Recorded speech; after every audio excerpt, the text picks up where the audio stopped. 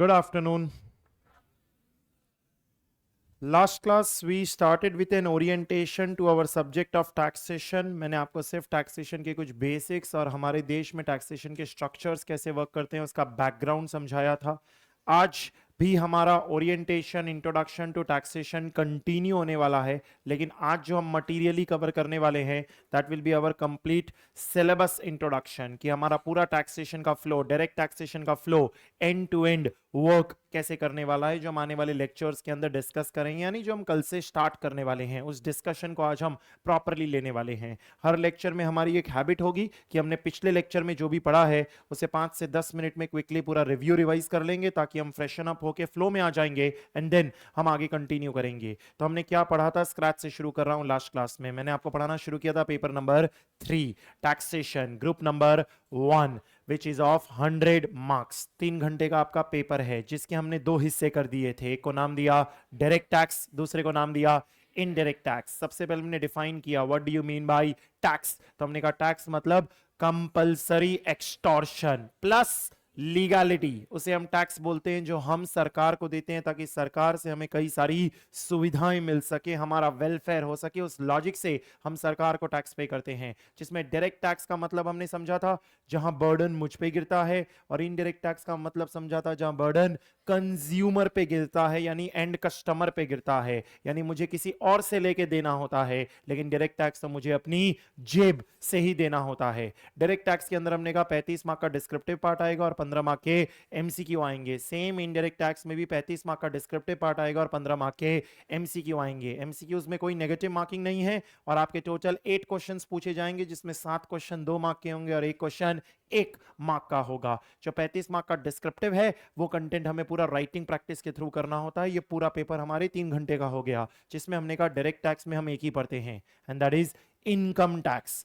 Indirect tax में again हम एक ही पढ़ते हैं एंड दैट इज जीएसटी. इस बेसिस पे अब मैंने कहा कि मैं सिर्फ डायरेक्ट टैक्स की बात करूंगा, तो हमने इनडायरेक्ट टैक्स की बात छोड़ दी. जिस दिन इनडायरेक्ट टैक्स पढ़ेंगे उस दिन उसका ओरिएंटेशन लेंगे. डायरेक्ट टैक्स पढ़ने के लिए हमने कहा हमारे देश में 3 लेवल पे सरकारें चुनी जाती है. India has a 3 tier federal structure, centre, state और लोकल. तो सबके अपने काम हैं, तो सबके अपने खर्चे हैं, और सबके अपने खर्चे हैं तो सबकी अपनी आमदनी है, और सबकी आमदनी में अलग अलग तरह के टैक्सेस हैं. तो यूनियन गवर्नमेंट यानी सेंट्रल गवर्नमेंट जो टैक्स कलेक्ट करती है उसे हम कहते हैं इनकम टैक्स. स्टेट गवर्नमेंट जो कलेक्ट करती है प्रोफेशनल टैक्स, और लोकल अथॉरिटी जो कलेक्ट करती है प्रॉपर्टी टैक्स या म्यूनिसिपल टैक्स. इस तरह से हमने 3 टैक्सेस बनाए, और हमने कहा हमें सिर्फ एक ही पढ़ना है and that is income tax. Income tax का इंट्रोडक्शन आपको मैंने देना शुरू किया, और हमने कहा इनकम टैक्स पढ़ने के लिए 2 कानून पढ़ने पड़ते हैं. पहला इनकम टैक्स एक्ट 1961 और दूसरा फिनेंस एक्ट 2025.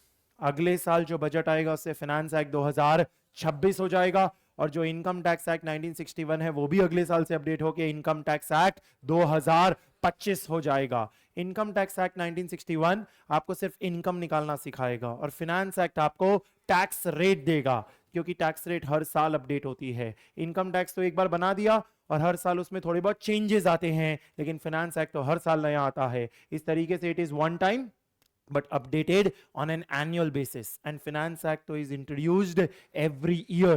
हर साल बजट के दिन आता है. जब बजट के दिन आता है तो वो होता तो बिल है, लेकिन उसी बिल को प्रेजेंट किया जाता है in Lok Sabha, then in Rajya Sabha, and then president की साइन, तब वो क्या बन जाता है एक्ट. तो आप फिनेंस एक्ट 2025 रीड कर रहे हैं. Finance act 2025 is for which financial year? 25-26. हम इनकम टैक्स की दुनिया में किसी भी फाइनेंशियल ईयर को प्रीवियस ईयर भी कहते हैं और असेसमेंट ईयर भी कहते हैं. आप जो पढ़ रहे हैं उसमें 25-26 क्या है? प्रीवियस ईयर, और 26-27 क्या है? Assessment year. तो पीवाई और एवाई का कॉन्सेप्ट क्रिएट हुआ, जिसमें 26-27 में टैक्स भरेंगे पिछले साल की कमाई पे, इसलिए 25-26 को क्या कहा गया? प्रीवियस ईयर के नाम से जाना गया. ये कंटेंट मई 26, सितंबर 26 और जैन 27 के लिए सेम रहेगा. मई 27 की एग्जाम से पूरा कंटेंट अपडेट हो जाएगा. ये हमारी जानकारी के लिए हमने कवर कर लिया. इस बेसिस पे हमने कहा जब हमें पीवाई और एवाई समझ आ गया तो जो पर्सन टैक्स पे करता है वो असेसमेंट ईयर में करता है, और टैक्स पे करने के साथ साथ फाइल करता है रिटर्न ऑफ इनकम. जैसे ही आप टैक्स भरते हो और रिटर्न फाइल करते हो आपको कहा जाता है असेसी, कि असेसमेंट ईयर में आपने टैक्स भरा, और आपके पीछे एक ऑफिसर लगा दिया जाता है दैट इज असेसिंग ऑफिसर. किसी को भी रिटर्न भरना है तो पहले क्या लेना पड़ेगा? पैन। और आज के वक्त में पैन लेने के लिए पहले क्या होना चाहिए? आधार। आधार कार्ड से पैन बनता है और पैन के बाद ही रिटर्न ऑफ इनकम की फाइलिंग की जाती है। ये स्ट्रक्चर हमने बनाया, ये इंपॉर्टेंट स्ट्रक्चर में हमें पीवाई और एवाई का कॉन्सेप्ट समझ में आ गया। इसे कंप्लीट करने के बाद हमने कवर करना स्टार्ट किया कि हमारा देश का जो संविधान है वो 3 पिलर्स पे टिका है। पहला पिलर है लेजिस्लेटिव, दूसरा पिलर है एग्जीक्यूटिव कहो या एडमिनिस्ट्रेटिव, और तीसरा पिलर है जुडिशरी, जिसमें कोई भी चीज संविधान के अंतर्गत होती है और संविधान इन 3 पिलर्स पे है। तो हमने लेजिस्लेटिव में कहा it is all about parliament, Lok Sabha, Rajya Sabha, president, जिसके थ्रू बिल क्या बनता है? एक्ट। फिर दूसरा पार्ट आता है administrative executive which is the government. It is not the whole parliament, it is the elected government, जिसमें 2 बॉडीज हमारे लिए काम की है, सीबीडीटी और CBIC. Central board of direct tax देखता है और central board of indirect tax and customs indirect taxes देखता है, जो दोनों काम करते हैं अंडर मिनिस्ट्री ऑफ फिनेंस, जिसे करंटली लीड कर रही हैं निर्मला देवी सीतारमन, जो हमारी यूनियन फाइनेंस मिनिस्टर हैं, जो सेंट्रल लेवल से ऑपरेट कर रहे हैं। तीसरा हिस्सा होता है जुडिशरी, और जुडिशरी के अंदर डिस्प्यूट सेटल किए जाते हैं। आपके सिलेबस में जुडिशरी नहीं है एक्सेप्ट 2 केस लॉज जो हमें कवर करने रहेंगे। ये स्ट्रक्चर बनाते हुए हमने कहा तो इनकम टैक्स के कॉन्टेक्स्ट में ये कैसे वर्क करता है, तो हमने कहा हम इनकम टैक्स एक्ट नहीं पढ़ते हैं, हम इनकम टैक्स लॉ पढ़ते हैं। Law is a wider term जिसमें 5 चीजें कवर की जाती है। इनकम टैक्स की दुनिया संविधान के अंदर आई है, और संविधान के आर्टिकल 246 के अंदर एक एंट्री नंबर है 82, जो कहता है इनकम पे भारत सरकार टैक्स लगा सकती है अदर देन एग्रीकल्चर। तो वो 5 हिस्से क्या बन गए? पहला income tax act and finance act, दूसरा इनकम टैक्स रूल्स 1962, तीसरा नोटिफिकेशंस, चौथा सर्कुलर्स, और पांचवा केस लॉज, जिसमें जो पहले 3 है वो लेजिस्लेटिव हैं, जो आपके सर्कुलर्स हैं वो एडमिनिस्ट्रेटिव हैं, और जो केस लॉज हैं वो जुडिशरी हैं। यानी लॉ का पार्ट तो पहले 3 वाले होते हैं, act, rules and notification. Circular तो सीबीडीटी किसी चीज को क्लैरिफाई करने के लिए देता है कि आपको कोई चीज में डाउट है तो हम क्लैरिफाई कर देते हैं। ड्यू डेट एक्सटेंड करनी है तो सर्कुलर इशू कर दिया जाता है, तो it is for administration purposes. इस तरीके से जो 5 हिस्से हैं इनको जोड़ते हैं तब हमें इनकम टैक्स लॉ रीड करने मिलता है। अगेन इसमें आपको जुडिशरी वाला एस्पेक्ट नहीं पढ़ना, इसलिए 5 नहीं पढ़ने, आपको सिर्फ 4 पढ़ने हैं। एक्ट पढ़ना है, रूल्स पढ़ना है, नोटिफिकेशन पढ़ने हैं और सर्कुलर, जिसमें इनकम टैक्स एक्ट में 298 सेक्शंस हैं। आपको सारे नहीं पढ़ने, आपको 100 सेक्शंस जैसे ही रीड करने हैं, यानी 1/3 ऑफ द सिलेबस ही आपको कवर करना है। तो उतना ही पोर्शन के रूल्स, उतने ही पोर्शन के नोटिफिकेशन और उतने ही पोर्शन के सर्कुलर्स हमें कवर करने होंगे। यहां तक आपके साथ डिस्कस करने के बाद एक छोटा सा डिस्कशन ये किया कि 3 वर्ड्स होते हैं जिसके बारे में आपको पता होना चाहिए। एक होता है टैक्स, ड्यूटी और सेस। ड्यूटी सिर्फ किस पे लगाई जाती है? गुड्स। लेकिन टैक्स और सेस गुड्स, सर्विसेज, पर्सन, सब पे लगाए जा सकते हैं। टैक्स और ड्यूटी का यूटिलाइजेशन प्रीफिक्स्ड नहीं होता, लेकिन सेस का यूटिलाइजेशन प्रीफिक्स्ड होता है। एग्जाम्पल्स लिख के हमने अपनी नॉलेज के लिए समझ लिया था कि इनमें क्या फर्क है। इतना कंटेंट मैंने आपके साथ डिस्कस किया था, राइट? इतना हमने थोड़ा सा कंटेंट देखा था और हमने एक इंट्रोडक्शन ले लिया था कि हमारा टैक्सेशन का वर्ल्ड वर्क कैसे करता है। और अब आज मैं आपके साथ स्टार्ट करने जा रहा हूं इनकम टैक्स का पूरा फ्लो कैसे वर्क करता है। तो आप फ्रेश पेज ले रहे हैं, keep it landscape and keep it 2 phased. दोनों लैंडस्केप पेज सामने दिख रहे होने चाहिए, 2 फेज्ड लैंडस्केप पेज होना चाहिए आपका। समझ गए ना? तो 2 लैंडस्केप पेजेस दिख रहे होने चाहिए, क्योंकि चार्ट इतना लंबा बनेगा कि आपको दूसरे लैंडस्केप पेज तक जाना पड़ेगा। तो इसलिए आप 2 लैंडस्केप पेजेस फ्रंट पे ओपन करके बैठे और एकदम टॉप से लिखना मेरे साथ साथ आप स्टार्ट करोगे। तो एकदम टॉप सेंटर पे अपने पहले लैंडस्केप पेज पे आप टाइटल डाल रहे हो income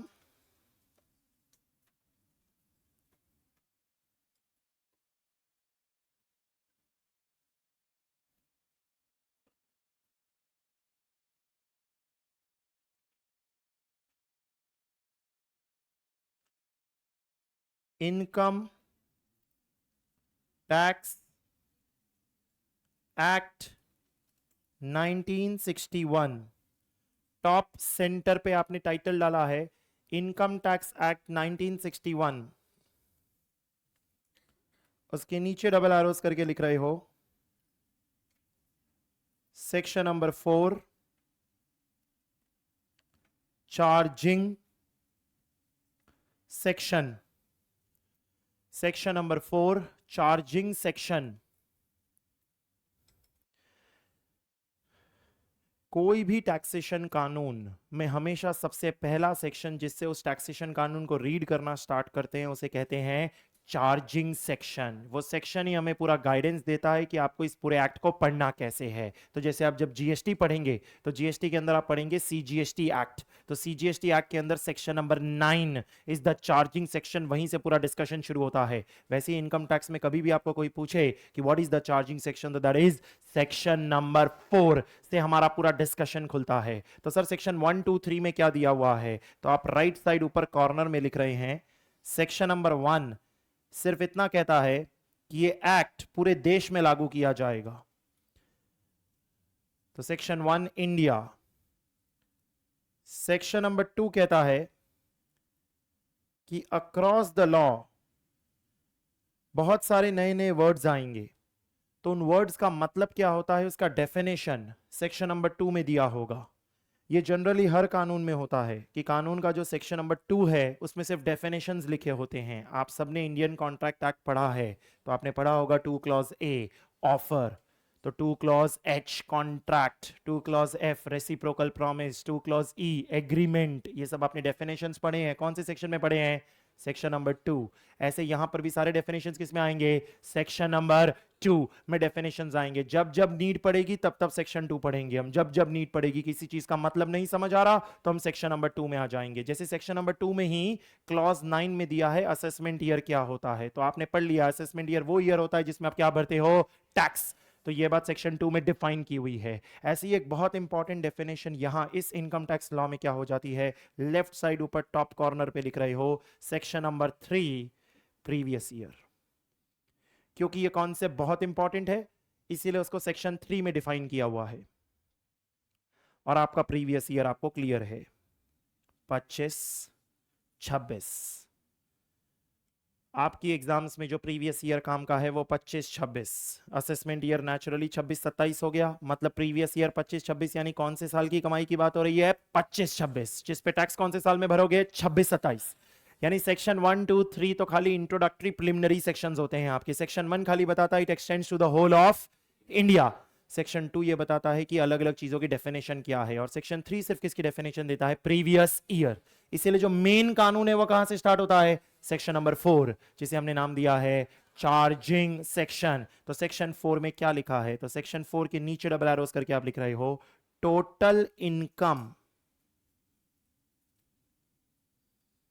of every person shall be charged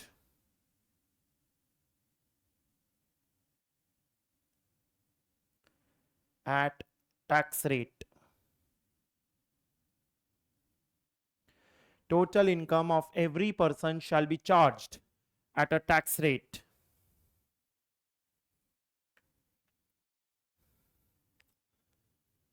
section 4 one liner है, यही डिस्कस हो जाएगा। सेक्शन 4 क्या कहता है, हर पर्सन का क्या डिटरमाइन करो, टोटल इनकम, और उस टोटल इनकम पे क्या लगा दो, टैक्स रेट।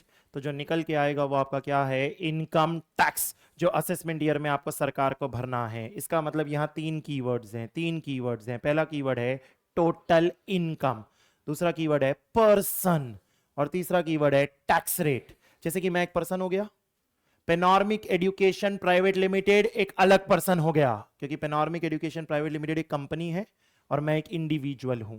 ऐसे ही पार्टनरशिप फर्म एक अलग पर्सन हो गया। ऐसे ही आपने कभी सुना होगा HUF हिंदू अनडिवाइडेड फैमिली, एक अलग पर्सन हो गया। ऐसे ही LLP सुना होगा, वो एक अलग पर्सन हो गया। ऐसे जितने पर्सन हैं सारे पर्सन की क्या निकाली जाएगी, टोटल इनकम, और हर पर्सन की अलग अलग क्या दी हुई है, टैक्स रेट। उस टोटल इनकम पे क्या लगाया जाएगा, टैक्स रेट। तो पर्सन कितने प्रकार के होते हैं उसे सर्कल करो और उसके नीचे लिखो वो 2 क्लॉज 31 में डिफाइंड है।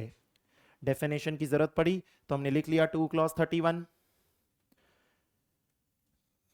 टैक्स रेट क्या होगी, तो उस पे लिखो FA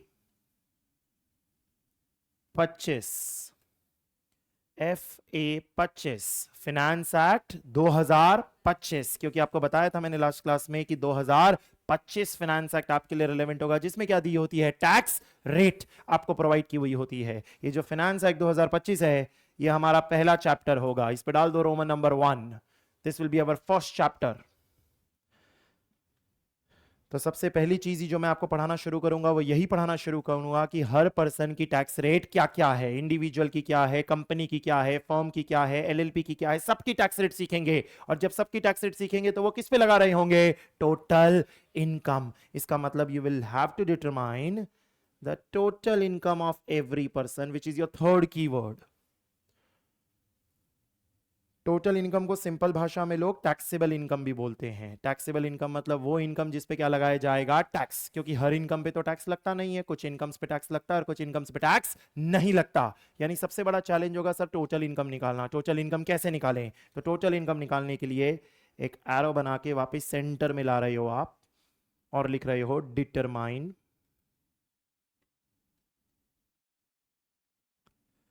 residential status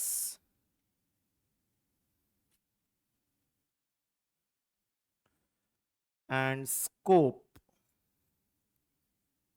of total income. अब से टोटल इनकम को हम टीआई लिखेंगे, आपको आदत हो जाएगी। ये दुनिया नहीं है आपके लिए, इसलिए कुछ वर्ड्स आपके लिए नए होंगे, धीरे धीरे आपको इनकी आदत पड़ जाएगी। जैसे बहुत सिंपल वर्ड्स हैं, scope of total income, bracket में लिख रहे हो सेक्शन 5 से 9B, सेक्शन 5 से 9B, और यहां आगे लिखना रोमन नंबर 2। ये हमारा दूसरा चैप्टर होगा, determine residential status and scope of total income, section 5 से लेके सेक्शन 9B। कौन से एक्ट की बात कर रहा हूं मैं? इनकम टैक्स एक्ट की बात कर रहा हूं। फिनेंस एक्ट तो ऊपर ही खत्म हो जाएगा, फर्स्ट चैप्टर में पूरा फिनेंस एक्ट खत्म हो जाएगा, जिसमें सिर्फ क्या दी होती है, टैक्स रेट। बाकी इनकम कंप्यूट करने के लिए जो पूरा चार्ट बनाने वाले हो वो कौन से एक्ट का बनाने वाले हो? इनकम टैक्स एक्ट 1961 का बनाने वाले हो। तो हमें टोटल इनकम निकालनी है, तो टोटल इनकम निकालने के लिए क्या बोला गया है? पहले आपको क्या निकालना पड़ेगा? Residential status. और रेसिडेंशियल स्टेटस से क्या डिफाइन किया जाएगा? स्कोप। तो सर ये क्या कॉन्सेप्ट होता है? तो यहां केयरफुली सुनना, इसका मतलब समझा रहा हूं आपको। जैसे मैं भारत का रेसिडेंट हूं या नहीं, हमें पहले यह डिटरमाइन करना पड़ेगा।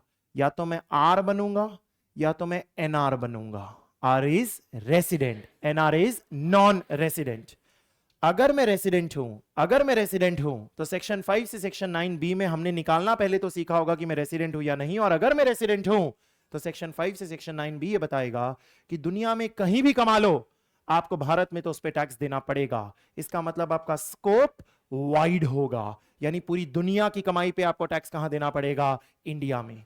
यानी कि अगर मैं भारत का रेसिडेंट हूं तो कमाता भारत से भी हूं, ऑस्ट्रेलिया से भी हूं, साउथ अफ्रीका से भी हूं, इंग्लैंड से भी हूं, चाइना से भी हूं। क्या सारी इनकम्स में मुझे इंडियन गवर्नमेंट को टैक्स देना पड़ेगा? यस, क्योंकि मैं क्या हूं? रेसिडेंट। अगर मैं नॉन रेसिडेंट हूं तो स्कोप क्या कहता है कि आपको फिर सिर्फ उसी इनकम पे टैक्स देना पड़ेगा जो कहां से जनरेट हुई है? इंडिया। इसका मतलब India, south Africa, Australia, England और चाइना सब इनकम पे टैक्स नहीं लगेगा, सिर्फ इंडियन इनकम पे टैक्स लगेगा। यानी सबसे पहला और जरूरी काम तो यही हो जाता है कि आपको यह जानना है कि कोई पर्सन आर है या कोई पर्सन एनआर है, जो हमें सेक्शन 5 से 9 भी बताएगा। और अगर आर है तो स्कोप बड़ा होगा और एनआर है तो स्कोप छोटा होगा। उसके बिना आप आगे बढ़ ही नहीं सकते, क्योंकि पहले ये तो जानो कि इंक्लूड करना भी है या फिर नहीं। एक बार आपको पता चल गया कि स्कोप में आ गया तो आप अपनी गाड़ी आगे बढ़ाते हैं और फिर पढ़ते हैं exempt income, which is your third chapter. Exempt income, bracket में सेक्शन नंबर 10। फ्लो में जा रहा है सब कुछ। चार्जिंग सेक्शन के बाद रेसिडेंशियल स्टेटस का चैप्टर आएगा जो सेक्शन 5 से 9B में हम कवर करेंगे। और फिर उसके बाद कोई चीज स्कोप में आ गई तो भी हम ये पढ़ेंगे क्या वो एग्जेम्प्ट है। ऐसे तो सेक्शन 10, बगल में एरो करके 11, 12, 13, लेकिन 11, 12 और 13 इज इन सीए फाइनल। तो देयर बाई चैप्टर तो 10 से लेके 13 तक है, लेकिन आपको 10 से 13 नहीं पढ़ना, आपको सिर्फ क्या पढ़ना है, सेक्शन नंबर 10 पढ़ना है और कुछ भी नहीं पढ़ना। जिस सेक्शन नंबर 10 में क्या किया होगा, एक लिस्ट दी होगी और बोला होगा इस लिस्ट में कहीं भी फिट हो गए तो आपकी इनकम क्या कर दी जाएगी, एग्जेम्प्ट, यानी आपको हम भारत में उस इनकम पे टैक्स करने वाले नहीं हैं। तो एक एग्जाम्पल लेके आपको समझाता हूं। मैं रेसिडेंट हूं, मेरी इंडिया से भी इनकम है और मेरी इंग्लैंड से भी इनकम है, मेरी इंडिया से भी इनकम है और मेरी इंग्लैंड से भी इनकम है, मैं रेसिडेंट हूं। क्या दोनों पे इंडिया में टैक्स लग सकता है? यस, क्योंकि स्कोप में आ जाएगा, क्योंकि मैं क्या हूं, रेसिडेंट। अब मैंने क्या बोला, इंडिया में मेरी दो तरह की इनकम है, इंडिया में मेरी दो तरह की इनकम है, एक बच्चों को पढ़ा के इनकम होती है और एक खेती बाड़ी करके इनकम होती है, और इंग्लैंड में सिर्फ पढ़ा के इनकम होती है, यानी बच्चों को पढ़ाता हूं उससे इनकम होती है। मतलब टोटल मेरी कितनी इनकम हो गई, तीन। इंडिया में बच्चों को पढ़ाने से, इंडिया में खेती करने से, और इंग्लैंड में बच्चों को पढ़ाने से। तीनों स्कोप में तो आ गए, तीनों स्कोप में तो आ गए, लेकिन सेक्शन नंबर 10 क्या बोलेगा, जो खेती बाड़ी की इनकम है उसे हम क्या कर देते हैं, एग्जेम्प्ट। तो मतलब टैक्सेबिलिटी की तरफ सिर्फ दो ही इनकम्स जा पाएगी, कौन सी, एक इंडिया में पढ़ाने से और एक इंग्लैंड में पढ़ाने से। थोड़ा और कॉन्टेक्स्ट देता हूं, समझो मैं नॉन रेसिडेंट हूं, समझो मैं नॉन रेसिडेंट हूं और मेरी तीन तरह की इनकम है, इंडिया में पढ़ाने से, इंडिया में खेती करने से और इंग्लैंड में पढ़ाने से, और मैं नॉन रेसिडेंट हूं। तो सबसे पहले तो जो इंग्लैंड वाली इनकम है उसको भूल जाओ, क्योंकि नॉन रेसिडेंट के लिए सिर्फ कौन सी इनकम इंडिया में टैक्सेबल की जाती है, इंडिया वाली। अब वो जो इंडिया वाली है उसमें भी दो बची, एक पढ़ाने से और एक खेती से। खेती वाली इनकम क्या कर दी जाएगी, एग्जेम्प्ट, यानी टैक्सेबल सिर्फ क्या किया जाएगा, इंडिया में पढ़ाने से।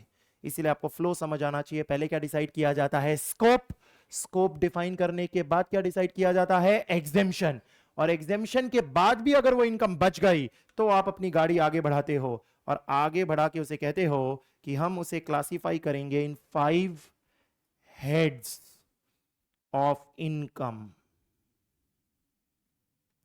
5 हेड्स ऑफ इनकम, जिसका क्या मतलब है वो सेक्शन 14 बताएगा। This will be your 4th chapter. जितना केयरफुली सुनते जाओगे उतना आगे बढ़ते बढ़ते ऊपर वाली चीजें भी क्लियर होती जाएगी। टैक्सेशन की सबसे ब्यूटीफुल चीज ये है कि आगे बढ़ते बढ़ते आगे की नहीं पीछे की बातें भी क्लियर होती चली जाती है और क्लैरिटी मिलती है कि ऊपर क्या बोला था। तो वैसे ही सुनते चले जाना तो आपको और ऊपर की बातें बताई हुई भी क्लियर होती चली जाएगी। हमने जैसे ही कहा कि जो इनकम एग्जेम्प्ट हो गई इसको निकाल के फेंक दो, तो जितनी इनकम बच गई, जितनी इनकम बच गई उसको क्लासिफाई करना पड़ता है। क्लासिफाई करना है इनटू 5 हेड्स ऑफ इनकम। नया वर्ड है आपके लिए, 5 हेड्स ऑफ इनकम। तो ये 5 हेड्स ऑफ इनकम क्या है जो हम सेक्शन नंबर 14 से पूछते हैं। तो पहले आप मेरे साथ साथ लिखो, फिर समझाता हूं। इसके 5 हिस्से कर दो नेचुरली, 5 पार्ट्स में से डिवाइड कर दो। सेक्शन नंबर 14 समझाएगा 5 हेड्स का क्या मतलब होता है। पहले में लिख रहे हो income from salary, income from salary. दूसरे में लिख रहे हो इनकम फ्रॉम हाउस प्रॉपर्टी,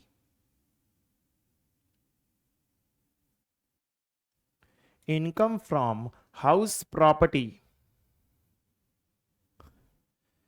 तीसरे में लिख रहे हो प्रॉफिट्स या गेन्स फ्रॉम बिजनेस या प्रोफेशन, प्रॉफिट्स या gains from business, BUS business, PROFN profession, या फिर कैपिटल गेन्स, या फिर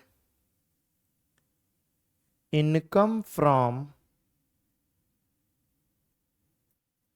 अदर सोर्सेस।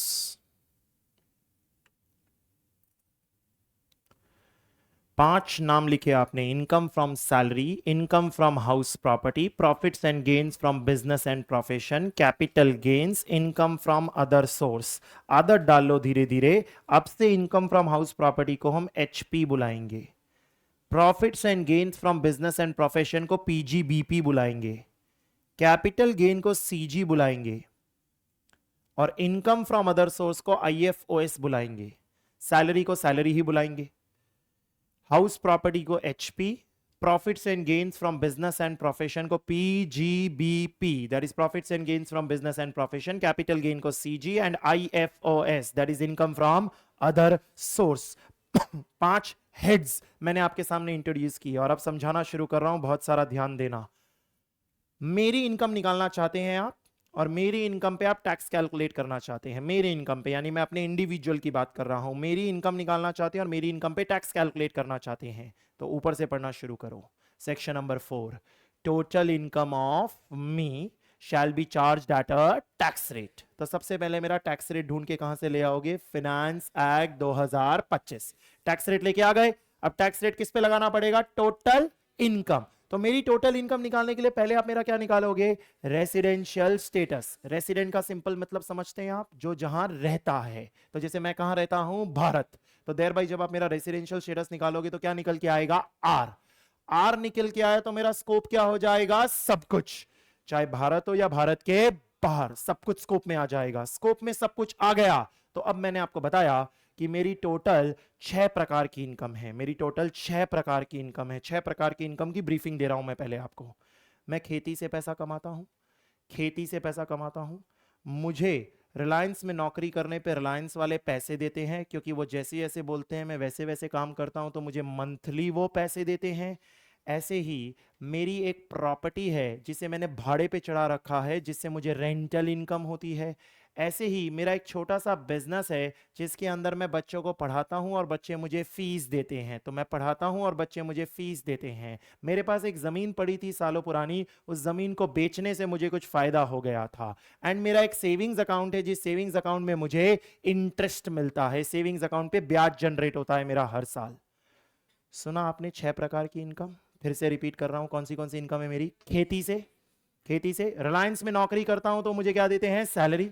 मेरी एक प्रॉपर्टी है, उससे मुझे क्या आता है? भाड़ा। मैं बच्चों को पढ़ाता हूं पार्ट टाइम में साइड में, और वो मुझे क्या देते हैं? फीस। मेरी एक जमीन थी, उसे बेचने पे क्या हो गया? गेन। और मेरा एक सेविंग्स अकाउंट है, उस पे क्या आता है? इंटरेस्ट। What my point? मैं क्या हूं? आर। मैं क्या हूं? R, resident. तो क्या मेरी 6 की 6 इनकम स्कोप में कवर कर ली जाएगी? यस, स्कोप में 6 की 6 इनकम आ जाएगी, क्योंकि सब कुछ आ जाएगा स्कोप में। लेकिन सब कुछ स्कोप में आ जाने के बाद कुछ इनकम्स को क्या कर दिया जाएगा? एग्जाम। इन 6 में से कौन सा एग्जाम कर दिया जाएगा? Agricultural income. तो खेती वाली इनकम निकल गई। कितनी इनकम बन गई? 5। इन पांचों इनकम को किसी ना किसी हेड में क्लासिफाई किया जाएगा। अकाउंट्स में ऐसा नहीं होता है। अकाउंट्स में तो सारी इनकम को उठा के पीएनएल के क्रेडिट साइड लिख देते हो। पीएनएल ट्रेडिंग अकाउंट, पीएनएल के क्रेडिट साइड लिख देते हो। ये अकाउंट्स नहीं है, ये टैक्सेशन की दुनिया है। और टैक्सेशन की दुनिया कहती है किसी भी इनकम को 5 हिस्सों में तोड़ा जाता है।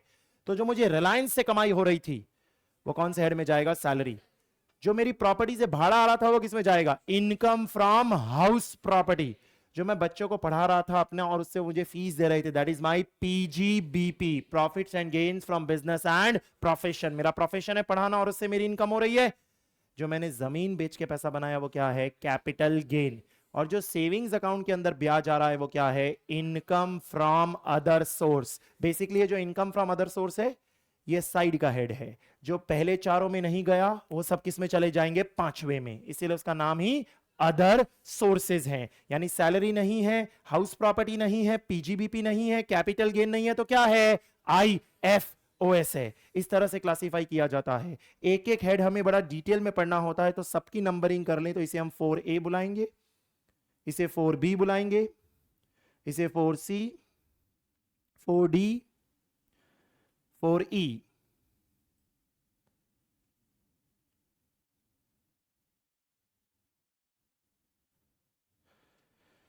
सेक्शन 14 ने ऐसे 5 हेड्स बनाने को हमें सिखाया। तो आप इनकम फ्रॉम सैलरी के नीचे लिख रहे हो सेक्शन 15 टू 21।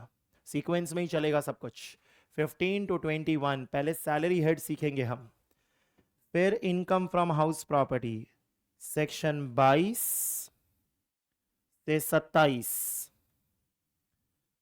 पीजीबीपी सेक्शन 28 से 44 डीबी, कैपिटल गेन सेक्शन 45 से 55A एंड IFOS सेक्शन 56 से 59।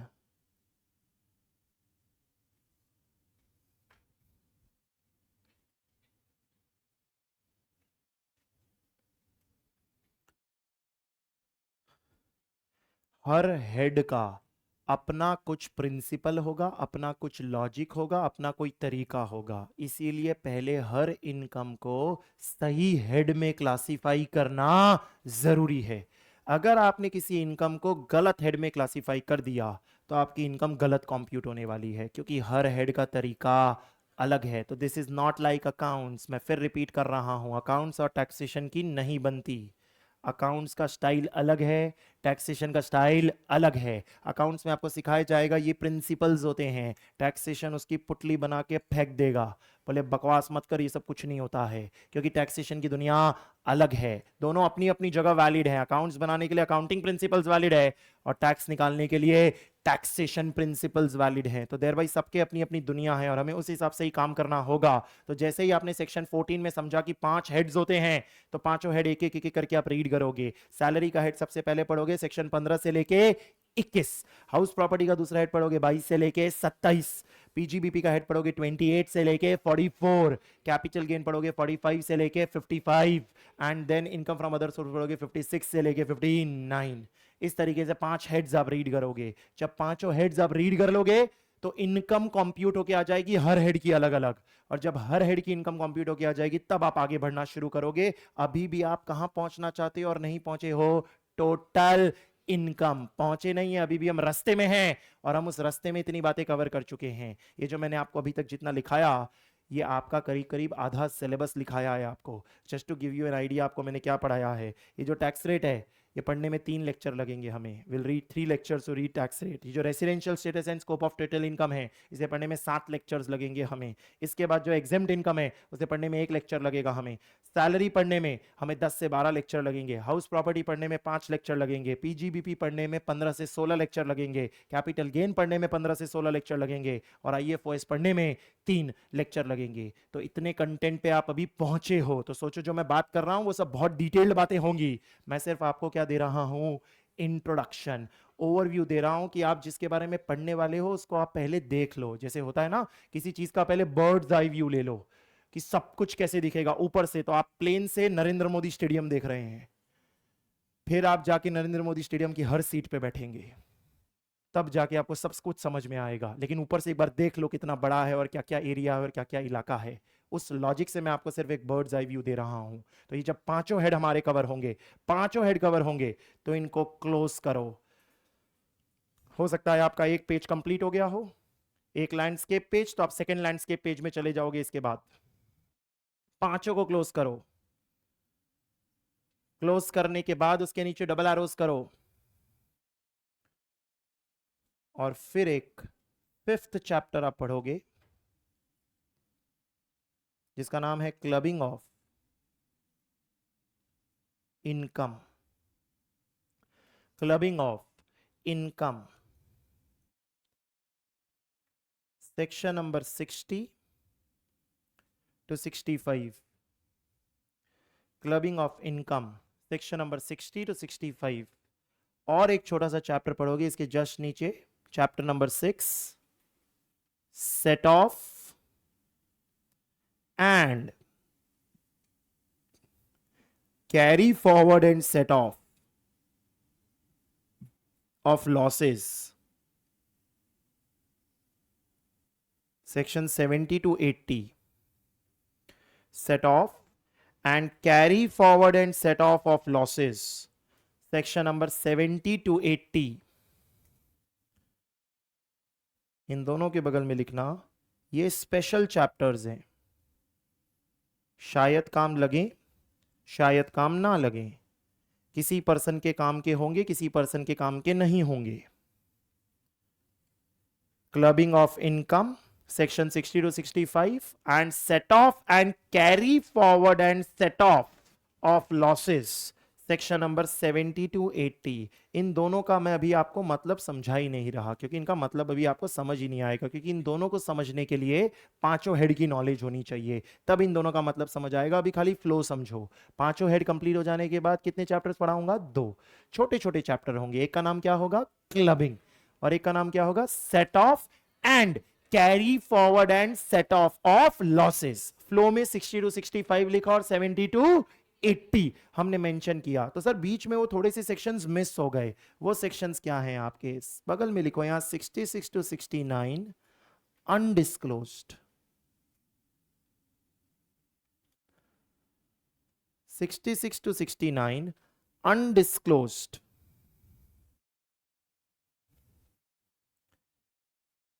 यहां से एक एरो बना के लिखो ए, और ऊपर ए बना के टैक्स रेट में मर्ज कर दो।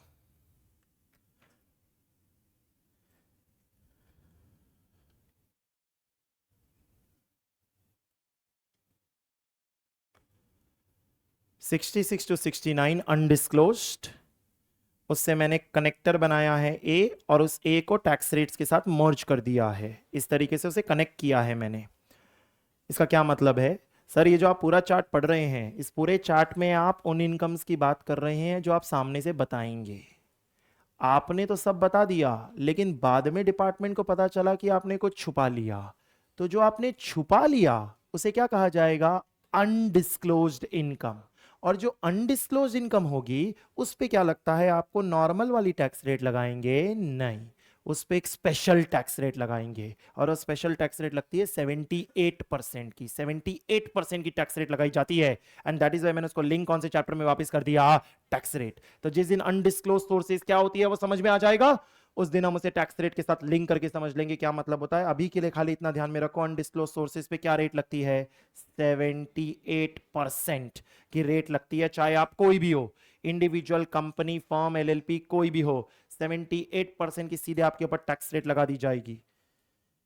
तो वो साइड की बात हो गई, इसलिए इसको मैंने कोने में लिख दिया। आपके मेन फ्लो में वो नहीं आता, क्योंकि वो तो हो सकता है ना कुछ अनडिस्क्लोज मिले, मिले ही नहीं तो कोई दिक्कत ही नहीं, आपके इसी फ्लो में चलते रहोगे। तो 5 हेड कवर करने के बाद 2 छोटे छोटे चैप्टर पढ़ोगे, और इन दोनों चैप्टर्स को पढ़ने के बाद इसके नीचे एक लाइन बना के लिख रहे हो, जो आएगा उसे कहेंगे ग्रॉस टोटल इनकम।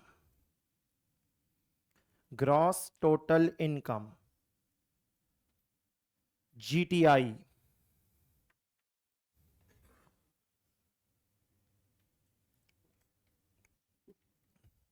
कहां पहुंचना था आपको? TI, total income. अभी तक हम वहां पहुंचे नहीं हैं। हम कहां पहुंचे हैं? Gross total income. बहुत सिंपल इस तरीके से रख सकते हो, बहुत सिंपल। मैं नंबर्स के साथ बता रहा हूं, लिखना मत जो नंबर्स अभी मैं बताऊंगा। मेरी टोटल 30 लाख की कमाई है। मेरी टोटल 30 लाख की कमाई है, 30 लाख की कमाई है। ये 30 लाख की कमाई कैसे? मैं रेसिडेंट हूं, और मेरी 30 लाख की कमाई है। 5 लाख खेती से आती है मेरी इनकम, 5 लाख खेती से आती है। 5 लाख की सैलरी बना रहा हूं मैं। 5 लाख मुझे भाड़ा मिल रहा है। 5 लाख ट्यूशन पढ़ा रहा हूं बच्चों को, उससे फीस आ रही है। 5 लाख मैंने एक जमीन बेची, उस पर मेरा फायदा हुआ है। और 5 लाख मुझे मेरे सेविंग्स अकाउंट में इंटरेस्ट मिला है। इतने मेरी इनकम्स हुई है। टोटल कितने की इनकम बता दी मैंने? 30। तो हुआ क्या होगा, लिखना मत आप। ये 5 लाख जो सबसे पहले खेती से आई होगी वो एग्जामिशन से बाहर उड़ गई होगी, उसे तो हम कंसीडर ही नहीं करेंगे, उसे उड़ा के बाहर फेंक देंगे। और उसके बाद क्या कहेंगे? सैलरी से कितनी इनकम हो गई? 5। हाउस प्रॉपर्टी से कितनी इनकम हो गई? 5। पीजीबीपी से 5। कैपिटल गेन से 5। आईएफओ से 5। और उसके बाद 2 छोटे छोटे चैप्टर्स पढ़ेंगे जो शायद ही लगेंगे। तो समझो हम मानते हैं कि वो नहीं लगे, क्योंकि अभी हमने डिटेल में देखे भी नहीं है, तो उनको स्किप कर दूं मैं अगर, और सीधे पूछूं जीटीआई कितना है, तो आप क्या बोलोगे? 25 लाख। क्योंकि 5 लाख तो मेरा पहले ही उड़ चुका है। यानी आपका ग्रॉस टोटल इनकम कितना निकल के आ गया? 25। अभी इस पे टैक्स नहीं लगने वाला है। टैक्स तो किस पे लगने वाला है? टोटल इनकम, जिसे हम टैक्सेबल इनकम भी बोलते हैं। तो ये तो ग्रॉस टैक्सेबल इनकम है। अभी तक हम वहां पहुंचे नहीं है, तो सर वहां पहुंचने के लिए लास्ट स्टेप बचा है। और लास्ट स्टेप क्या है? Minus deductions under chapter 6A। Deductions under chapter 6A। तो ऊपर 6 नंबर तक लिखा था, यहां 6A लिख रहे हैं। Section 80A to 80U। Section 80A to 80U।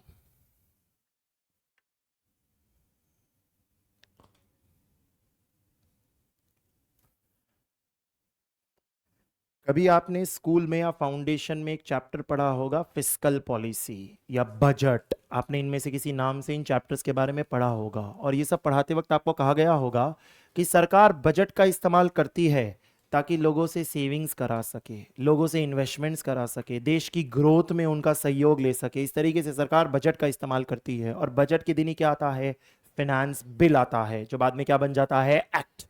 इसी तरीके से होता है।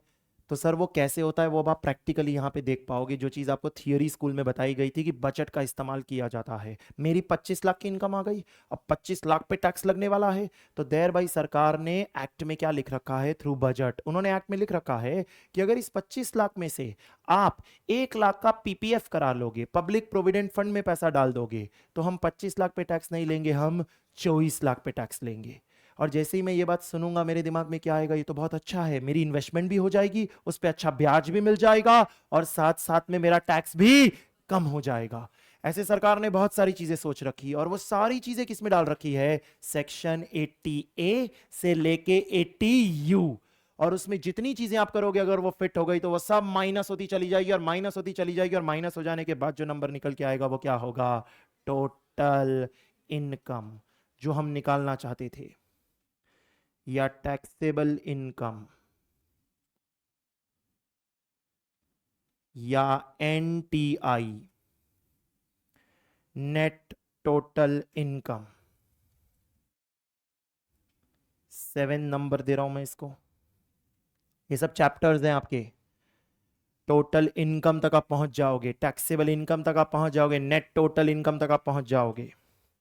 जैसे मैंने पीपीएफ तो एक एग्जांपल दिया, ऐसे बहुत सारी चीजें हैं। लाइफ इंश्योरेंस पॉलिसी लेना, मेडिकल इंश्योरेंस पॉलिसी लेना, तो हमारे देश में गवर्नमेंट एनकरेज करना चाहती है कि लोग लाइफ इंश्योरेंस पॉलिसी लें, मेडिकल इंश्योरेंस पॉलिसी लें। तो वो सब दिलवाने के लिए वो क्या करते हैं, बोलते हैं कि इसमें अगर पैसा डालोगे तो इतने अमाउंट पे टैक्स देने की जरूरत नहीं, तो वो लेस हो जाएगा। तो कितनी बार 3 4 5 लाख रुपए तो इसी चक्करों में क्या हो जाते हैं, लेस। और वो लेस हो जाने के बाद समझो 5 लाख मेरे लेस हो गए, तो टैक्सेबल इनकम कितनी बच के आएगी, 20 लाख।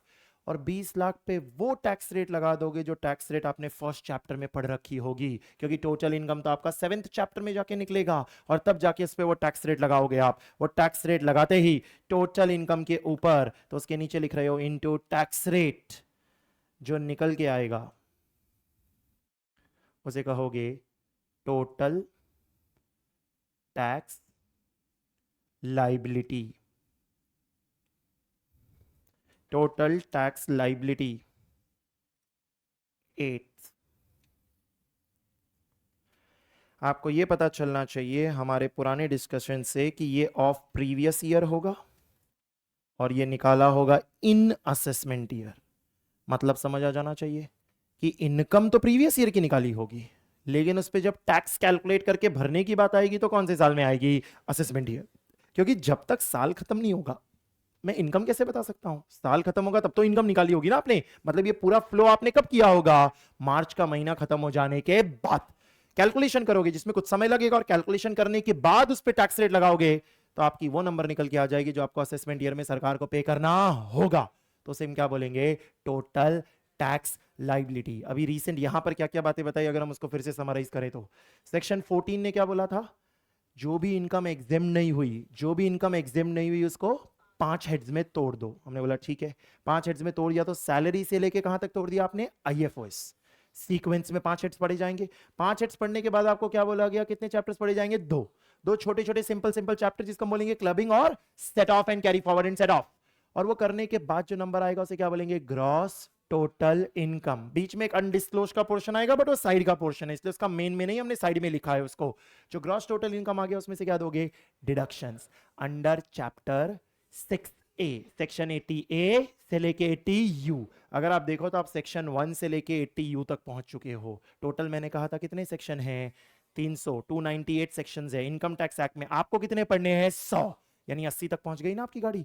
1 से लेके 80U तक आप पहुंच चुके हो। अब आपने डिडक्शन देने के बाद टोटल इनकम निकालो, तो उस टोटल इनकम पे क्या लगाओगे, टैक्स रेट, जो आपने फर्स्ट चैप्टर में ही पढ़ ली होगी मेरे साथ साथ। और वो लगाने के बाद क्या आ जाएगा, total tax liability in the assessment year. Do you get this.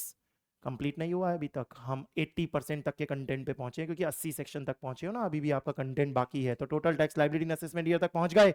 अब आप सोचो, एक दिक्कत है ये सब में, दिक्कत क्या है कि सर पूरी इनकम पे टैक्स आप अगले साल भरोगे, लेकिन सरकार चलाने के लिए तो पैसा रेगुलरली चाहिए ना। ऐसा थोड़ी है कि पूरा साल खत्म होगा फिर सरकार के पास टैक्स जाएगा, तो सरकार देश कैसे चलाएगी?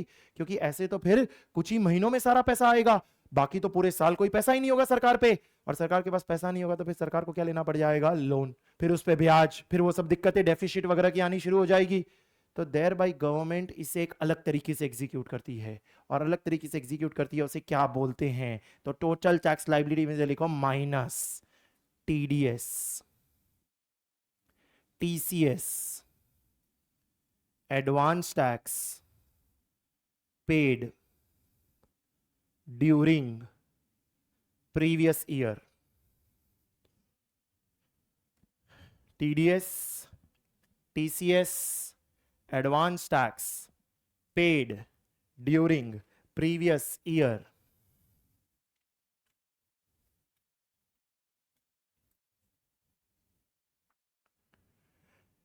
ब्रैकेट में section number 190 to 219। Sir please explain eighth point. Eighth point में तो मैंने कुछ बताया ही नहीं, क्या एक्सप्लेन क्या करूं मैं?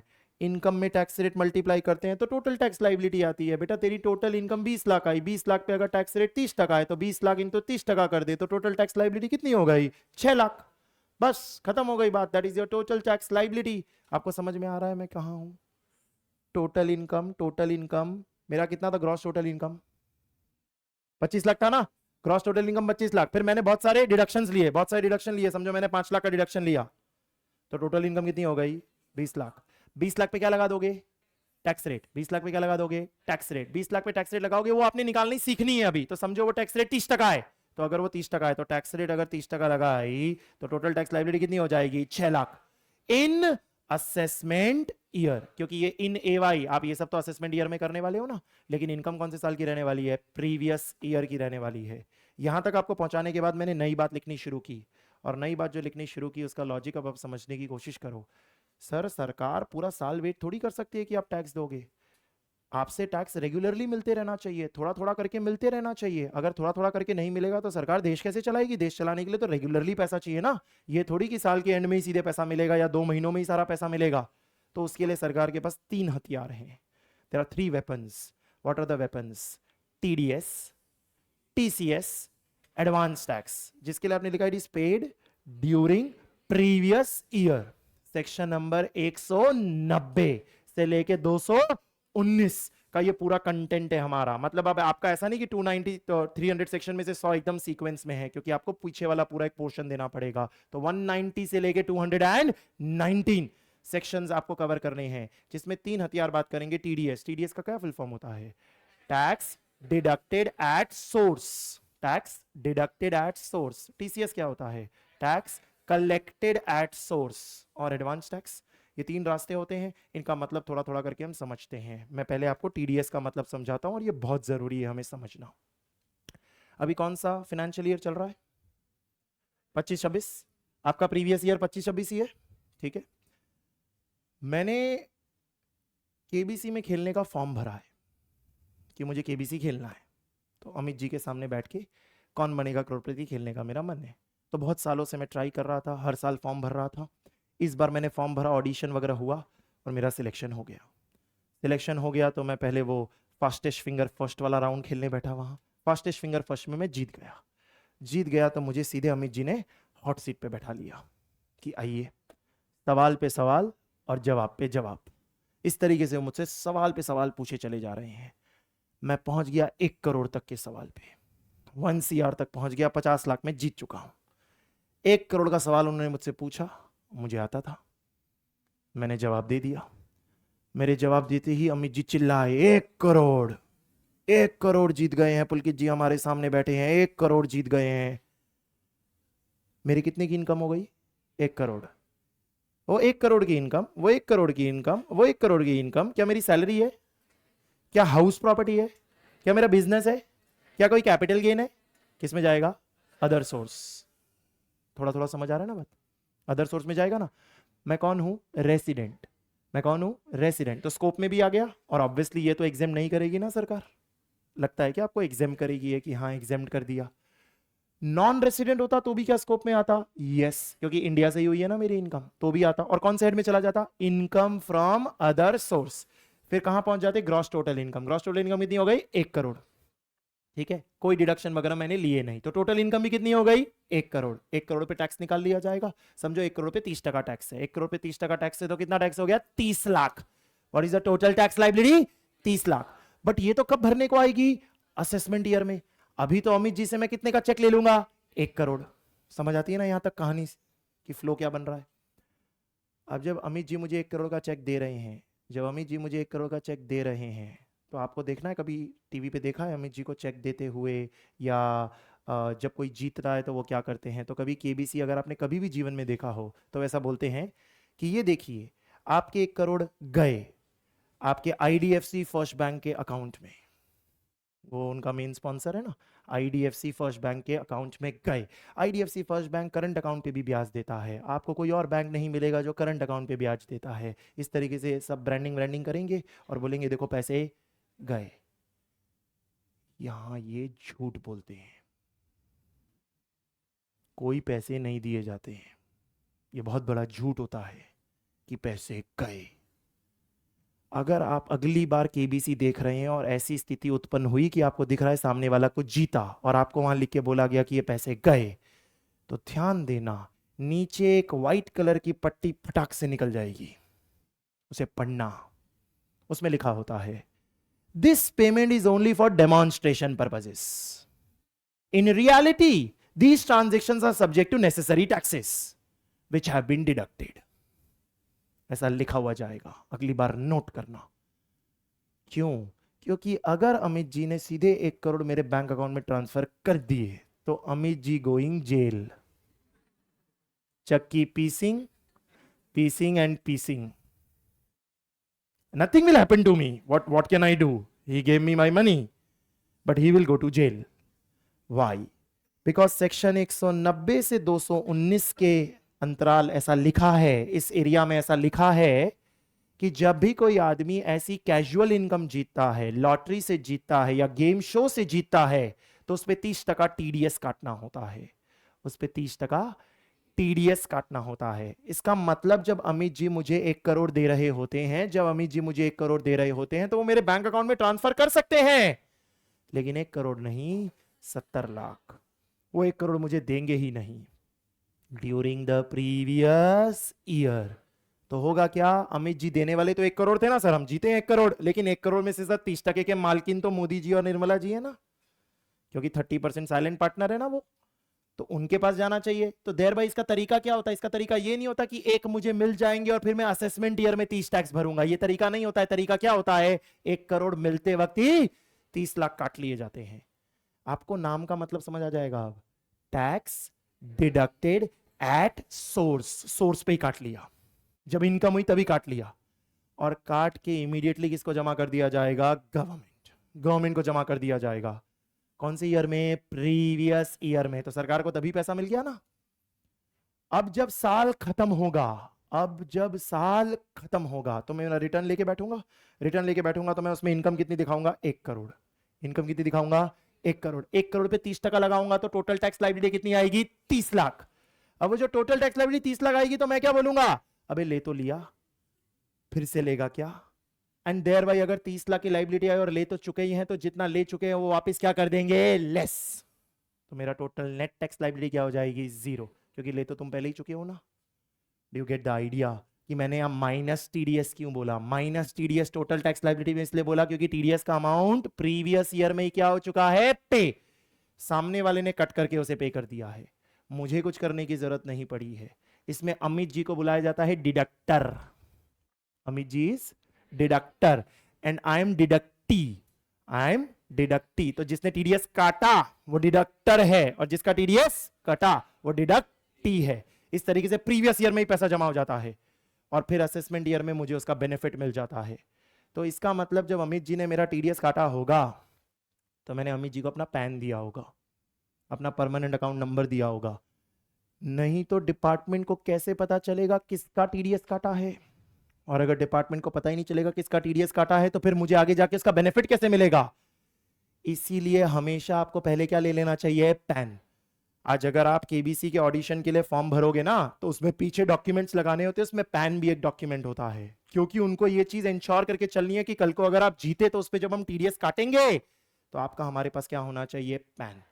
इसीलिए परमानेंट अकाउंट नंबर उसमें मांगा जाता है, उसके बिना आगे ही नहीं बढ़ा जाता। और आज के वक्त में मैंने आपको कहा पैन लेने के लिए पहले क्या लेना पड़ता है, आधार। बिना आधार के कोई काम नहीं हो सकता।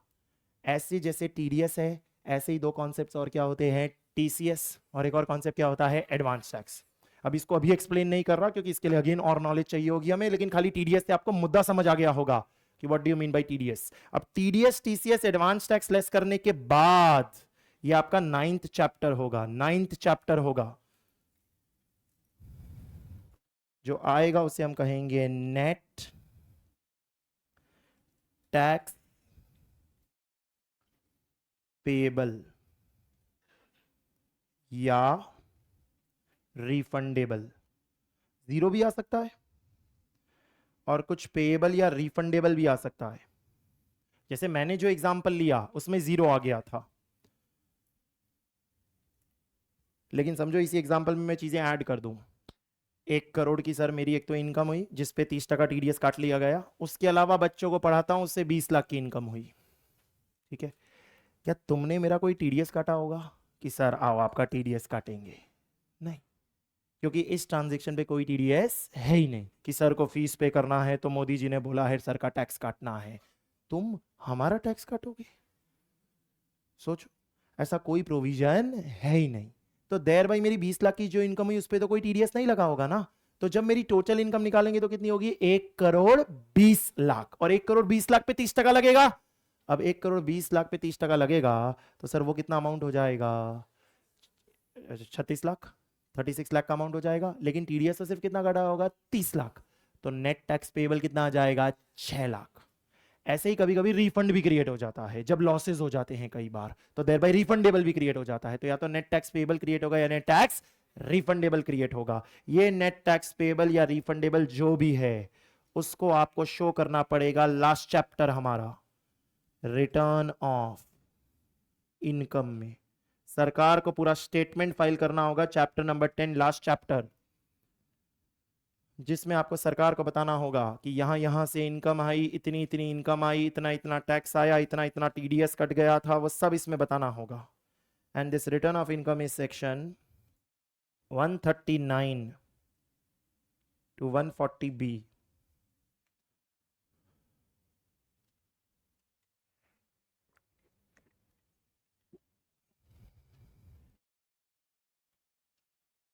देखो ऊपर 80U तक पहुंचे थे, गाड़ी 80U तक, तो वो 80 सेक्शन हो गए थे आपके। उसके बाद 190 से 219, तो रफली ये 30 सेक्शन हो गए। और उसके बाद 139 और 140, तो ये 2 सेक्शन हो गए, यानी कुछ 110 111 सेक्शन हो गए। जिसमें से बीच बीच में जो 1 से 80 है उसमें सारे सेक्शन थोड़ी है, जैसे 11 12 13 नहीं है, ऐसे कुछ कुछ सेक्शन नहीं है। तो अल्टीमेटली टोटल नेटम नेट देखने जाए तो रफली कितने सेक्शन बनेंगे, 100। अगेन जो अभी ये वाला बात बताया इसको रिपीट करना जरूरी है। पहले आपने टोटल इनकम निकाल लिया, टोटल इनकम को क्या बोलते हैं, टैक्सेबल इनकम। इसी को क्या बोलते हैं, नेट टोटल इनकम। इस पे क्या लगाओगे, टैक्स रेट।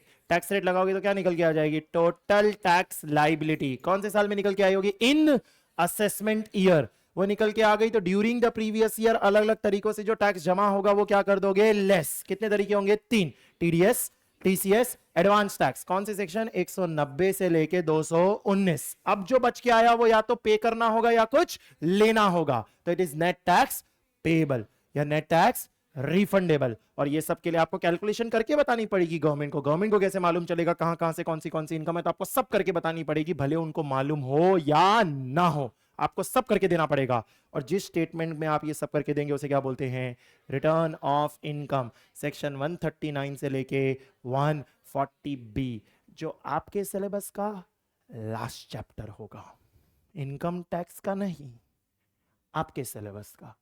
सर असली मजा तो इसके बाद शुरू होता है, क्योंकि आप रिटर्न भेजते हैं, फिर डिपार्टमेंट नोटिस भेजता है कि बेटा तू तो 5 लाख ही बता रहा है, हमारी गणित के हिसाब से तो 12-13 लाख है, क्या चक्कर है। उस नोटिस को बोलते हैं स्क्रूटनी का नोटिस। तो आप कभी भी प्रैक्टिकल लाइफ में सुनना, डिपार्टमेंट का नोटिस आया है, मतलब कौन सा नोटिस आया है, स्क्रूटनी का नोटिस आया है, मतलब बेटा तेरी लंका लग गई, अब मजा आएगा, क्योंकि अब डिपार्टमेंट ने तेरे को रडार में ले लिया है। तो इसके बाद का जो प्रोसेस है ना, वो सब असेसमेंट प्रोसेस है। और असेसमेंट प्रोसेस सब किस में रखा है? Final. Offences, penalties, prosecution, jail, वो सब कुछ फाइनल में रखा है कि आपको यहां पर हमें बेसिक सिखाना है। इसलिए मैंने कहा था ना आपको इंट्रो में कि जितना इंटर में दिया उतना अगर पढ़ लिया तो खुद का रिटर्न भरना तो आ जाएगा आपको। खुद का क्या, किसी का भी रिटर्न भर सकते हो आप, फीस तक चार्ज कर सकते हो रिटर्न भरने की, क्योंकि उतना कंटेंट है आपके सिलेबस में कि आपको उतनी ग्रिप पता चल जाएगी। 50 मार्क में आपको उतना सिखा देंगे कि आप रिटर्न भर सकते हो किसी भी पर्सन का। This is what you have to do. अब यहां मुझे रिटर्न के रिलेटेड एक बात बतानी है जो मुझे बहुत काम लगेगी। रिटर्न ऑफ इनकम भरने की एक ड्यू डेट होती है, to be filed by due date. Due date कौन से साल में गिरेगी? Assessment year. To be filed by due date, DD, due date in assessment year.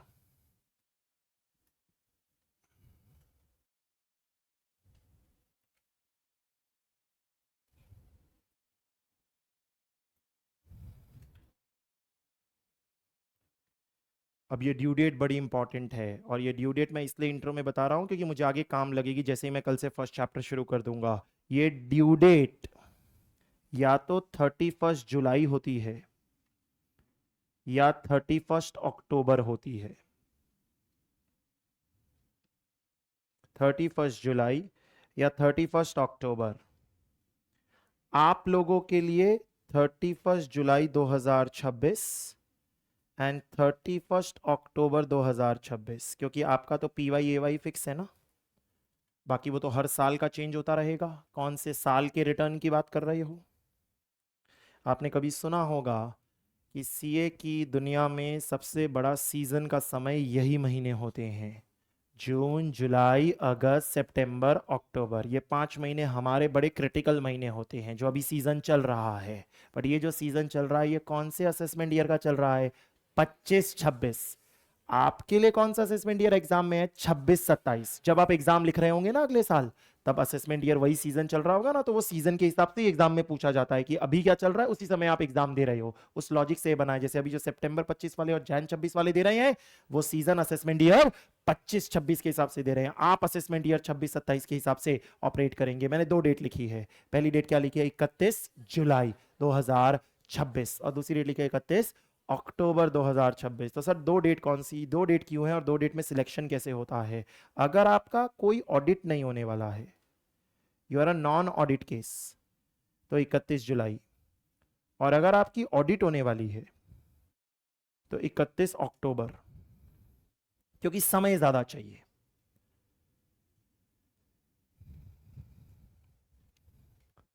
यानी जिनके बिजनेस होते हैं, प्रोफेशंस होते हैं, और उनमें टर्नओवर एक लिमिट से ज्यादा होता है, तो उनको पहले ऑडिट करानी पड़ती है। और जब तक ऑडिट नहीं होगी तब तक बुक्स वेरीफाई नहीं हुई। तो बुक्स वेरीफाई होगी, ऑडिट होगी, फिर रिटर्न बनेगा, तो समय ज्यादा चाहिए। इसीलिए उनकी डेट थोड़ी एक्सटेंडेड है। कहां तक है? 31 अक्टूबर।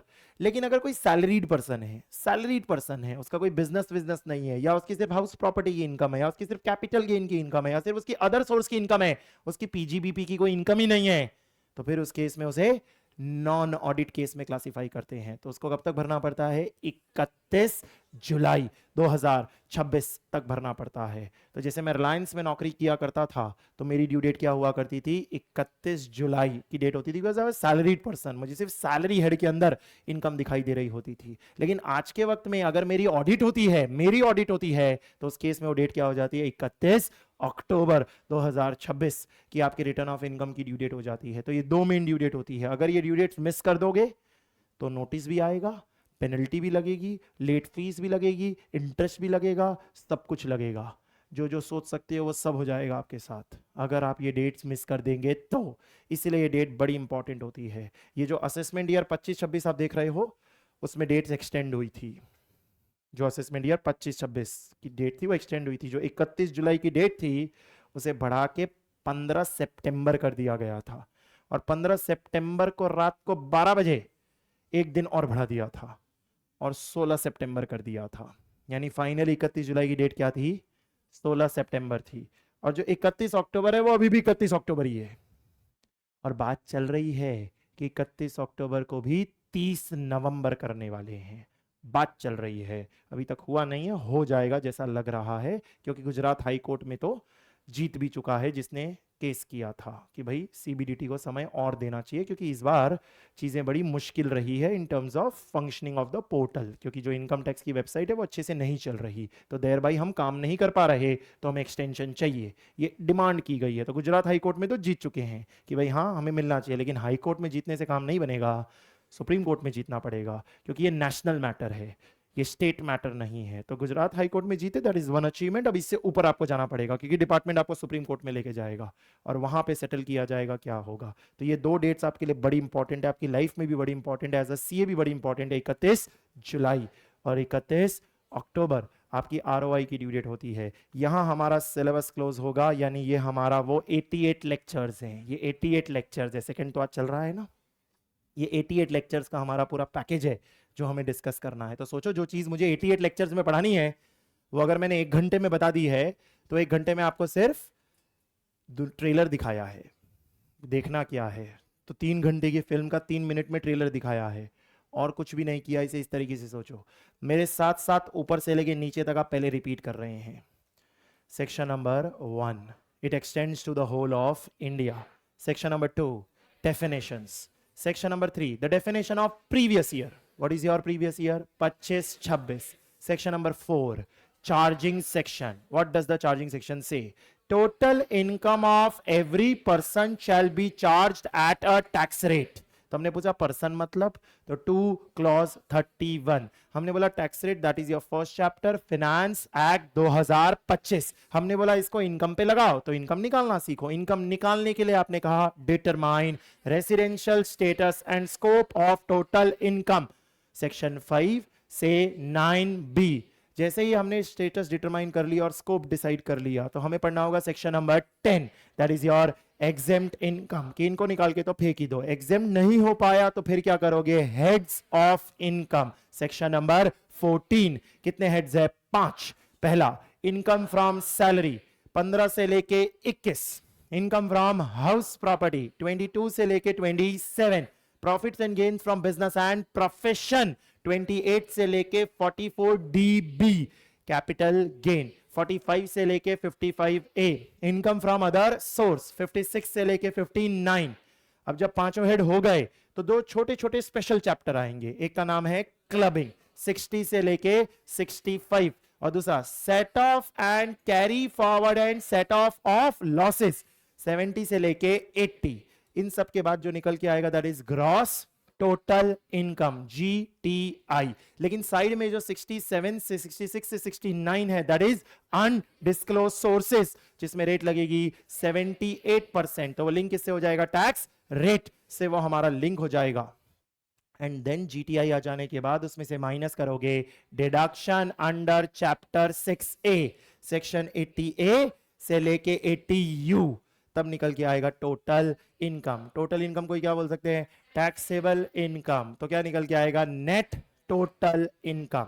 वो इनकम पे वो टैक्स रेट जो पड़ी थी वो लगाओगे तो आएगा टोटल टैक्स लायबिलिटी इन असेसमेंट ईयर।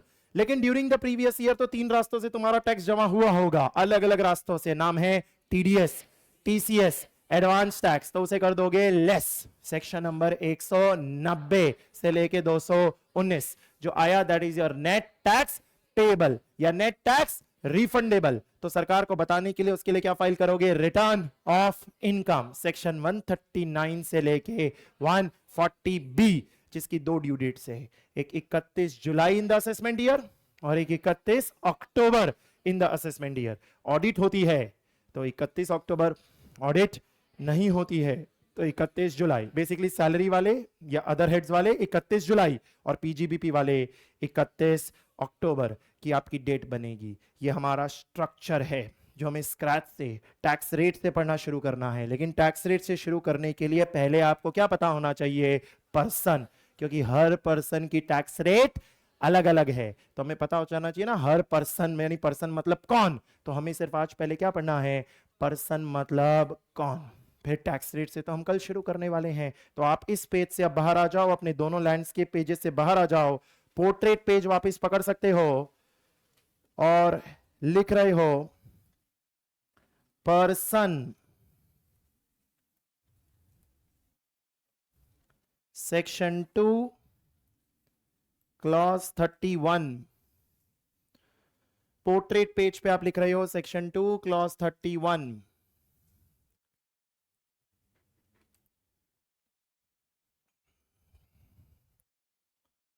सेक्शन 2 क्लॉज 31 में 7 कैटेगरीज दी है, यानी लोग 7 प्रकार के होते हैं। There are 7 kinds of persons. क्या क्या? पहला, इंडिविजुअल। जैसे कि आप अपना टैक्स निकाल रहे हो, आप अपने फादर का टैक्स निकाल रहे हो, अपनी मदर का टैक्स निकाल रहे हो, अपने ब्रदर का टैक्स निकाल रहे हो, तो आप किसका निकाल रहे हो? इंडिविजुअल का निकाल रहे हो। हर इंडिविजुअल नेचुरल पर्सन का आप टैक्स निकाल रहे हो। दूसरा, हिंदू, अनडिवाइडेड फैमिली, HUF।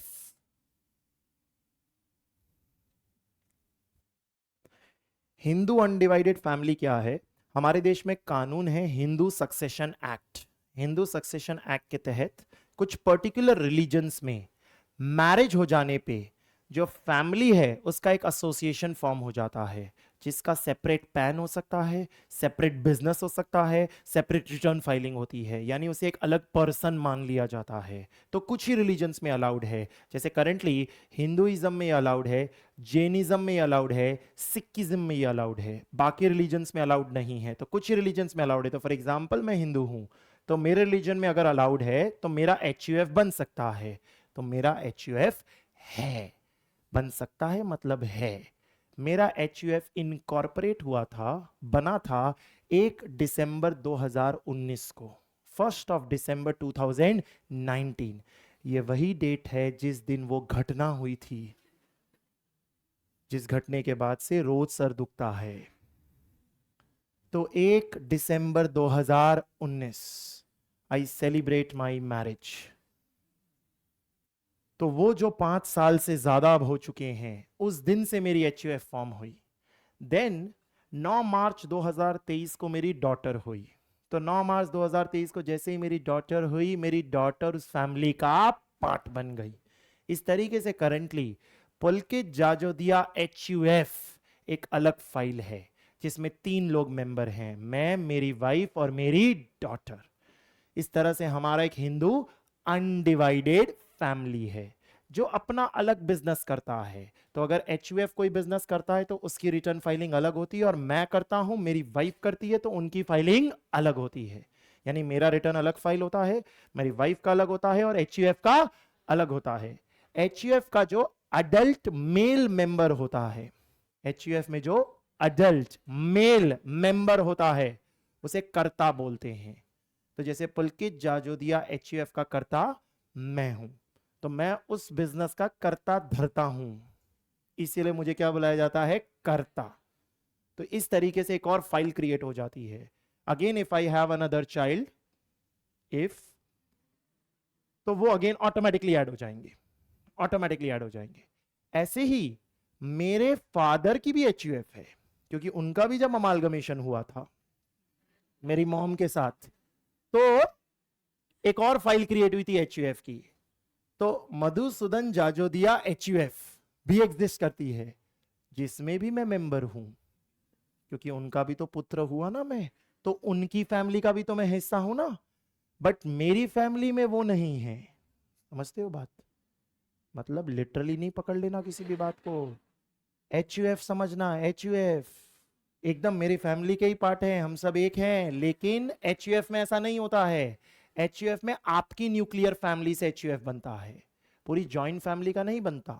तो मेरे पिताजी और माताजी मेरे HUF में नहीं आ सकते, लेकिन मेरे पिताजी के HUF में मैं हूं, क्योंकि एज अ चिल्ड्रन मैं उनके HUF में मेंबर हूं। यानी मधुसूदन HUF की जो इनकम होती होगी, उस इनकम में मेरा भी हिस्सा है। लेकिन जो पुलकित जाजोदिया HUF में इनकम होती है, उसमें मेरा, मेरी वाइफ का और मेरी डॉटर का हिस्सा है, और किसी का हिस्सा नहीं है। तो इस तरह से HUF बनाई जाती है। HUF has always been used as a good tax planning instrument, क्योंकि मेरी इनकम अब दो जगहों पे स्प्लिट हो सकती है, थोड़ी इनकम उसमें दिखती है, थोड़ी इनकम उसमें दिखती है, तो टैक्स रेट्स में स्लैब बेनिफिट्स मिलते हैं, जो अभी आप टैक्स रेट समझाऊंगा तो समझ आएगा। जैसे जैसे मैंने बोला ना, टैक्स इज इवोल्यूशन, जितना आगे बढ़ते हो उतना समझ आता है कि किसी चीज़ का क्या फ़ायदा नुकसान है। HUF हमारे देश में क्रिटिसाइज भी किया जाता है कि इस कॉन्सेप्ट को बंद कर देना चाहिए। उसके पीछे रीज़न है कि ये हमें नॉन सेक्युलर बनाता है, क्योंकि we are a secular country, तो हमें हर धर्म को एक समान ट्रीट करना चाहिए। लेकिन HUF में तो ऐसा नहीं है ना, क्योंकि कुछ धर्म HUF बना नहीं सकते, तो देर बाई ऐसी बात की जाती है कि इंडिया में एक दिन UCC आएगा, uniform civil code.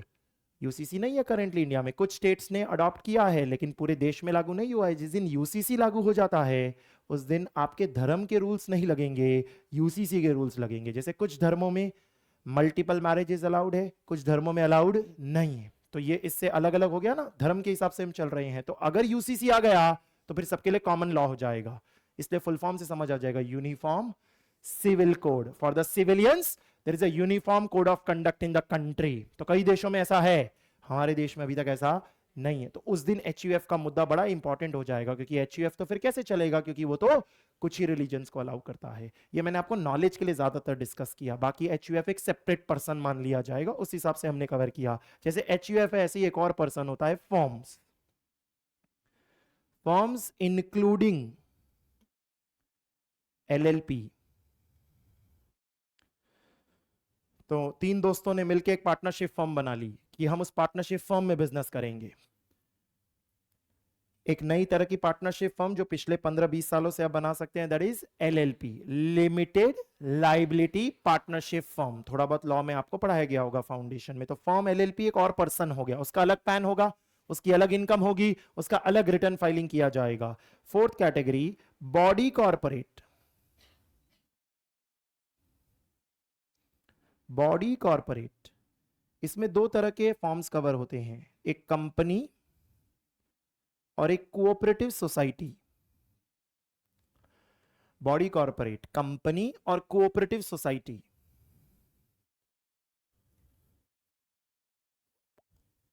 Body corporate, तो कंपनी का एग्जांपल तो हम ही हो गए, पेनोरमिक एजुकेशन प्राइवेट लिमिटेड। तो it's a company, it's a separate legal body, उसका पैन अलग है, उसका रिटर्न अलग फाइल होता है। आप लोग फीस मुझे नहीं देते हैं, आप लोग fees panoramic education private limited को देते हैं, जिसके लिए वो फीस PGBP हेड में टैक्सेबल किया जाता है, क्योंकि पेनोरमिक एजुकेशन का ये क्या है, बिजनेस।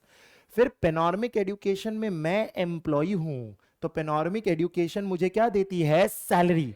वो सैलरी मेरे लिए कौन से हेड में टैक्सेबल की जाती है, सैलरी। मेरे हाथ में वो PGBP में टैक्सेबल नहीं होता है। अगर आप में से कोई मुझे पर्सनली, मैं आपको पढ़ा रहा होता और आप मुझे फीस दे रहे होते, तो मेरे लिए वो कौन से हेड में टैक्सेबल होता, PGBP।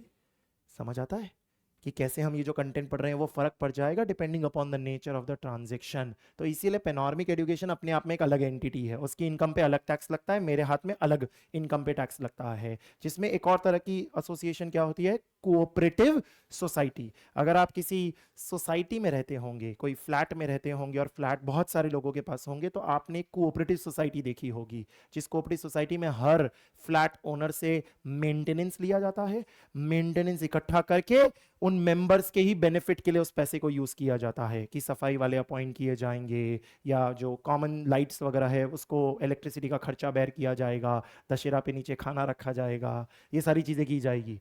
और जो बच के पैसा बच जाएगा, वो बचा हुआ पैसा उनका क्या बन जाएगा, इनकम। उस इनकम पे क्या लगा दिया जाएगा, टैक्स। कई सारी सोसाइटीज अच्छा पैसा बनाती है क्योंकि उनकी लोकेशन की वजह से, सोसाइटी की लोकेशन इतनी अच्छी थी कि एक कंपनी ने कॉन्ट्रैक्ट करके वहां पे होर्डिंग लगा दी, तो होर्डिंग से उनकी एडवर्टीजमेंट इनकम आ जाती है ना, वो क्या कर दी जाएगी, टैक्स। इस तरीके से बॉडी कॉर्पोरेट दो तरीके हो गए, कंपनी और एक कोऑपरेटिव सोसाइटी। ऐसे ही एक और एंटिटी फॉर्म होगा, लोकल अथॉरिटी। जैसे म्यूनिसिपल कॉर्पोरेशन होती है या पंचायत वगैरह होती है, वो लोकल अथॉरिटी में आ जाती है। ऐसे ही एक और होगा, association of person,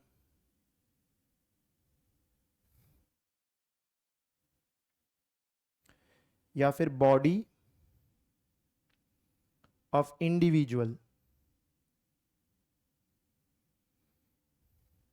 association of person या बॉडी ऑफ इंडिविजुअल। ये क्या होता है? जॉइंट वेंचर होता है। जॉइंट वेंचर समझते हैं आप, कि किसी इवेंट के लिए बनाया और फिर भंग कर दिया। तो इवेंट के लिए बनाया, जैसे फॉर एग्जांपल मुझे और मेरे दो तीन दोस्तों को लगा कि भाई गुजरात में नवरात्रि को लेके अलग ही क्रेज है, तो हम लोग है ना नवरात्रि नवरात्रि एक काम करेंगे, सिर्फ नवरात्रि नवरात्रि। नवरात्रि के वक्त ही हम एक इवेंट ऑर्गेनाइज करेंगे, पासेस वगैरह बेचेंगे, पैसा बनाएंगे और फिर कंपनी बंद। अपने को खाली 10-12 दिन का ही बिजनेस करना है, बहुत है। तो ऐसी सिचुएशन में मैं कोई एक रेगुलर कंपनी नहीं बना रहा हूँ, एक जॉइंट वेंचर बना रहा हूँ, क्योंकि जॉइंट वेंचर में आपने पढ़ा होगा गोइंग कंसर्न नहीं होता है। आपका ऑब्जेक्टिव होता है काम करो बात खत्म करो, इवेंट हुआ बात खत्म करो। तो मैं क्या बनाऊंगा? एसोसिएशन ऑफ पर्सन या बॉडी ऑफ इंडिविजुअल। तो अगर तीन दोस्त मिले होंगे, इंडिविजुअल इंडिविजुअल इंडिविजुअल, तो उसे क्या बोलेंगे? Body of individual.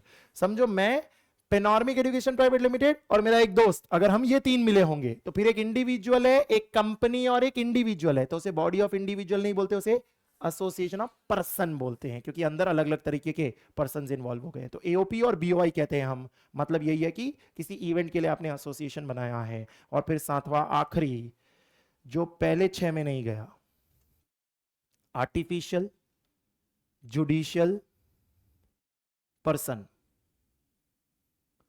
जो जुडिशरी में तो अलग से रिकॉग्नाइज किया जाता है, बट ऐसे कोई पर्सन नहीं है।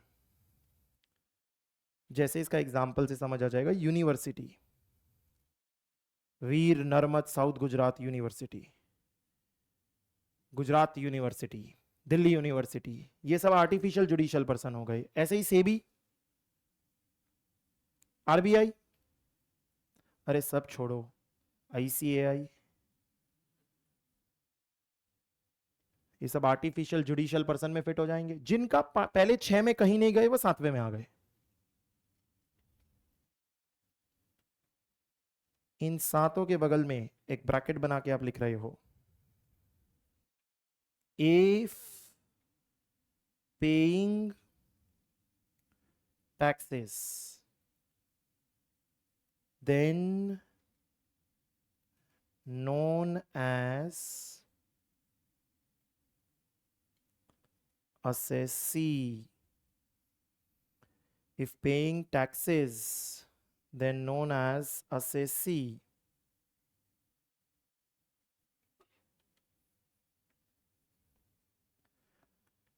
यानी कि ये 7 लोग पर्सन हैं, लेकिन इन पर्सन को हम असेसी कब बुलाना शुरू करते हैं? जब इनको क्या पे करना होता है? टैक्स। अगर टैक्स पे ही नहीं करना है तो ये असेसी नहीं है, सिर्फ क्या है?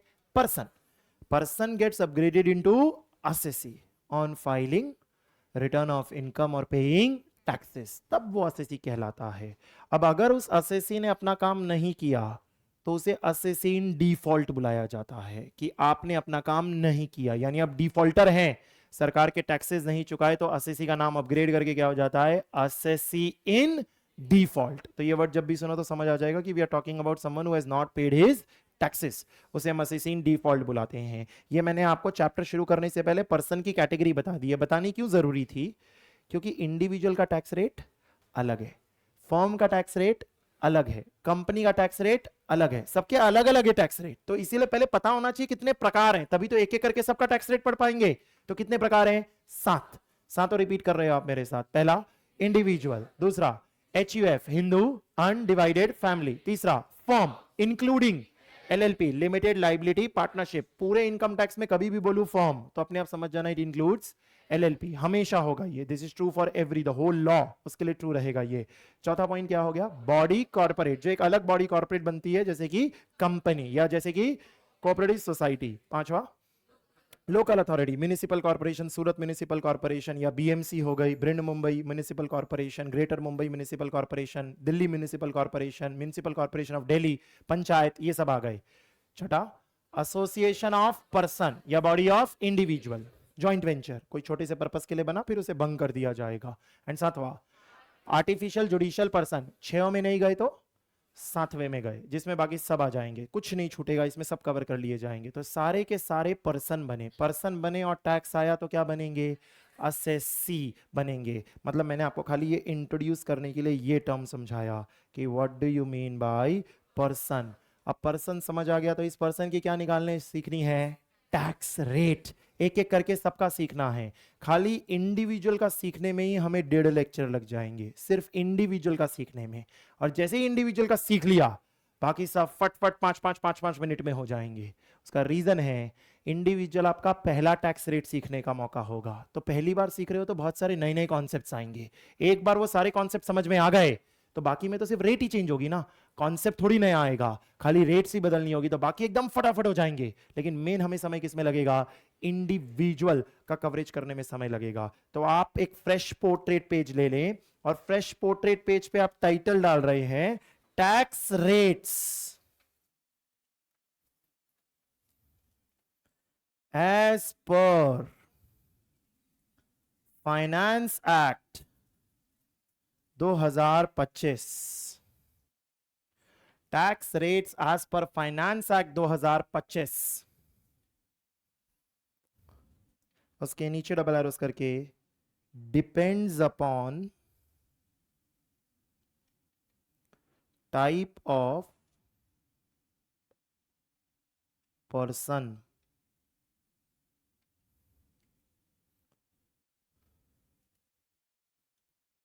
तो पहला पॉइंट डाल के आप लिख रहे हो इंडिविजुअल।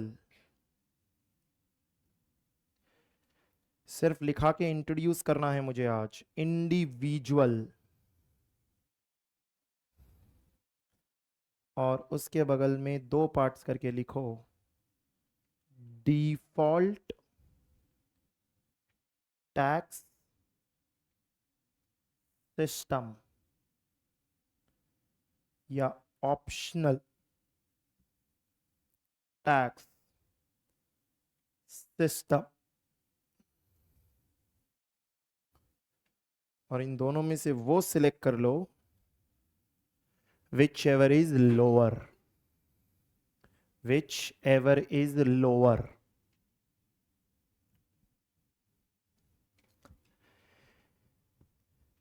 क्या पढ़ाने जा रहा हूं आपको, पहले सिर्फ इंडिविजुअल।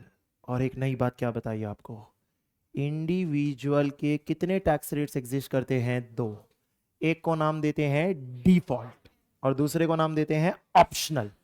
आप दोनों से निकाले और दोनों में से जिसमें फायदा हो वो ले ले, यानी कि जिसमें टैक्स कम आए, तो कम आए तो आपका फायदा होगा, कम आए क्योंकि आपको टैक्स कम देना पड़ेगा, वो ले ले। यानी हमें एक एक करके दोनों सिस्टम पढ़ने होंगे, और जब दोनों सिस्टम पढ़ लेंगे तो दोनों में से क्या कर देंगे, विच एवर इज लोअर, तो हमारा वो मेथड सिलेक्ट हो जाएगा। इस तरीके से पहले मेरा सारा ध्यान सिर्फ एक ही सिस्टम पे जाएगा। तो आप टाइटल डाल रहे हो डिफॉल्ट टैक्स सिस्टम। इसे डिफॉल्ट टैक्स रिजाइम भी बोलते हैं, इसे न्यू रिजाइम भी बोलते हैं, और इसे 115 BAC 1A भी बोलते हैं। भाई बताने पड़ेंगे ना, सारे नाम है, मैं मेरा काम है।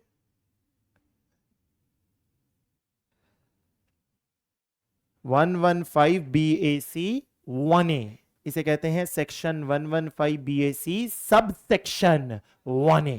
उसे डिफॉल्ट रिजाइम कहा जाता है। डिफॉल्ट कहो, न्यू कहो, या फिर 115 BAC 1A कहो, कोई फर्क नहीं पड़ता। इसका मतलब समझो, कुछ सालों पहले तक ऐसा कुछ होता ही नहीं था। एक ही सिस्टम होता था जिसे आज के वक्त में नाम क्या दिया जा रहा है, ऑप्शनल। यानी optional is old, optional is old. And ये जो आप पढ़ रहे हो, जो डिफॉल्ट है, वो क्या है, न्यू। ये नया सिस्टम है जो 4-5 साल से आया है। मतलब ये कंटेंट 4-5 साल से कॉम्प्लेक्स हो गया, क्योंकि 2-2 तरीके बना दिए, फिर दोनों में से क्या करो, विच एवर इज लोअर। जबकि पहले एक ही तरीका होता था। तो कभी कभी समझ नहीं आता है, गवर्नमेंट कहती है हम आसान बना रहे हैं। कैसे? आपने 1 के 2 कर दिए और आप बोल रहे हैं आसान बना रहे हैं। आसान बनाना तो 2 के 1 करना होता है, कि 2-2 मेथड थे यार, बड़ा कंफ्यूजन हो रहा था, 1 कर देते हैं। ये कौन सा आसान बनाना हुआ? अब कई लोगों का कहना है, तो सर अभी जो नया इनकम टैक्स एक्ट आया है 2025, उसमें तो 1 कर दिया होगा ना, क्योंकि कह रहे हैं वो तो आसान है, काश कर देते। सेम टू सेम ऐसे ही है, उसके अंदर भी 2 हैं, एक डिफॉल्ट और एक ऑप्शनल। तो भाई आसान किधर हो रहा है? लोग इस समय हमको पूछते हैं या अभी भी 12th वगैरह क्लियर कर लेते हैं या फाउंडेशन वगैरह दे देते हैं तो भी सोच रहे होते हैं सीए करें या नहीं करें, ऐसा कई दिनों के दिमाग में चल रहा होता है। तो उनका एक क्वेरी होता है, sir will AI replace chartered accountants? Because if AI ही सब सर करेगा तो फिर हम सीए लोग क्या करेंगे? आज भी जिस भी लेवल पे एआई पहुंचा है, आपको जो कितना भी ऑसम लेवल लग रहा हो, उसको टैक्स का क्वेश्चन पूछ के देखो, वो फेल हो जाएगा। उसके बस का है ही नहीं टैक्स का क्वेश्चन सॉल्व करना। करके देख लो, वो गलत ही निकालेगा। क्योंकि आप क्या सोच रहे हैं, एआई क्या करता है? एआई जाता है और गूगल पे सर्च इंजिन को छांटता है और छांट के लाके रख देता है। अरे तो वो सर्च इंजिन के अंदर मोस्ट सर्च्ड पेज होता है, मोस्ट करेक्ट पेज नहीं होता है। वो गलत उठा के लाके आपको दे देगा। एआई को बोलो नहीं नहीं तूने गलत बोला है, जबकि शायद उसने सही बोला था। उसको एक बार बोल के देखो, नहीं नहीं तूने गलत बोला है, वो सही को गलत कर देगा। बोले हाँ हाँ हाँ हाँ आप ही सही बोल रहे हैं, मैंने गलत बोला था, कसम से आपने पकड़ लिया। एकदम उसका टोन ही बदल जाता है। चैट जीपीटी ट्राई करके देखो, उसको पूरा पागल बना सकते हो आप। उसने एकदम सही किया हो, एक बार फिर सोच ले, okay okay okay okay I am thinking I am thinking I am thinking I think I am right only, एक बार फिर सोच ले, पलट देगा। मेरा फ्रेंड है, वो डिस्कशन हो रहा था तो मैंने उसको बोला भाई तू मेरे को क्या फोन करता है जब भी टैक्स का कोई प्रॉब्लम होता है, पूछ ले चैट जीपीटी से। बोले चैट जीपीटी से सब पूछूंगा लेकिन टैक्स के बारे में कुछ नहीं पूछूंगा, सब गलत बताता है वो। और वो सच्चाई है, गलत बताता है। सर वो अगर एक बार भी गलत बता रहा है तो I don't want that technology, क्योंकि टेक्नोलॉजी पे जाते ही 100% एक्यूरेसी के लिए है। अगर टेक्नोलॉजी 100% एक्यूरेट नहीं है तो टेक्नोलॉजी बेकार है। ह्यूमंस 100% एक्यूरेट नहीं हो सकते हैं, उनसे उम्मीद की जाती है आप गलती कर सकते हैं। टेक्नोलॉजी से कैसे गलती की उम्मीद करूं? आप तो सही बताओ। आप अगर गलती बता रहे हो तो इससे अच्छा तो फिर ह्यूमन ही सही। इसीलिए अभी की स्थिति देख के तो बिल्कुल नहीं लगता है AI will replace chartered accountants. बहुत बड़ी बात बोल दी हमने, ये तो बिल्कुल ही नहीं लगता है और ऐसा लग भी नहीं रहा है। और ऐसा पिछले 10-12 साल से मैं कुछ ना कुछ सुन रहा हूँ। जब बीच में ऑनलाइन टीचिंग आई थी तो सबने कहा कि फिजिकल तो खत्म हो जाएगा। अरे किधर, ये देख, जो ऑनलाइन वाला आया था वो खत्म हो गया, बैंकरप्ट होके खेल ही खत्म हो गया, सारे बड़े बड़े नाम खत्म हो गए। ठीक है, बल्कि जो ऑनलाइन था वो फिजिकल में आ गया और आज शाहरुख खान से भी ज्यादा रिच हो गया। तो स्थिति देखो आप, उल्टा उसको ऑनलाइन से फिजिकल आना पड़ा उस लेवल पे जाने के लिए। तो कितनी बार हमारा कॉन्सेप्शन गलत होता है कि हम सोच रहे हैं ऐसा हो जाएगा, ऑनलाइन बाइंग आ जाएगी तो डिपार्टमेंटल स्टोर खत्म हो जाएंगे। कम फर्क पड़ेगा, ऑफ कोर्स फर्क पड़ेगा, बट खत्म कुछ नहीं होगा, सब चलता रहेगा, इकोसिस्टम अपने आप डेवलप हो जाएगा। तो ये दो सिस्टम न्यू में भी ऐसे ही है, मतलब न्यू एक्ट में भी ऐसे ही है, कुछ फर्क नहीं पड़ा है। तो मैंने स्टार्ट नहीं किया लेकिन मैंने स्टार्ट दे दिया है। यानी नेक्स्ट क्लास में सबसे पहला काम हम क्या पढ़ने वाले हैं?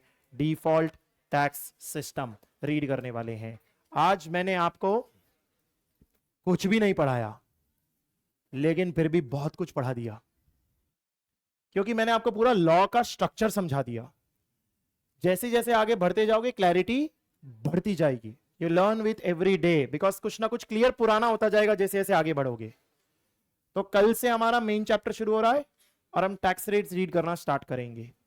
अटेंडेंस शीट सबने मार्क कर दी होनी चाहिए, अगर किसी की बाकी है तो आप मार्क करके ही जाएं, हमारे रिकॉर्ड्स के लिए बहुत जरूरी होता है। All right, okay, will continue in the next class.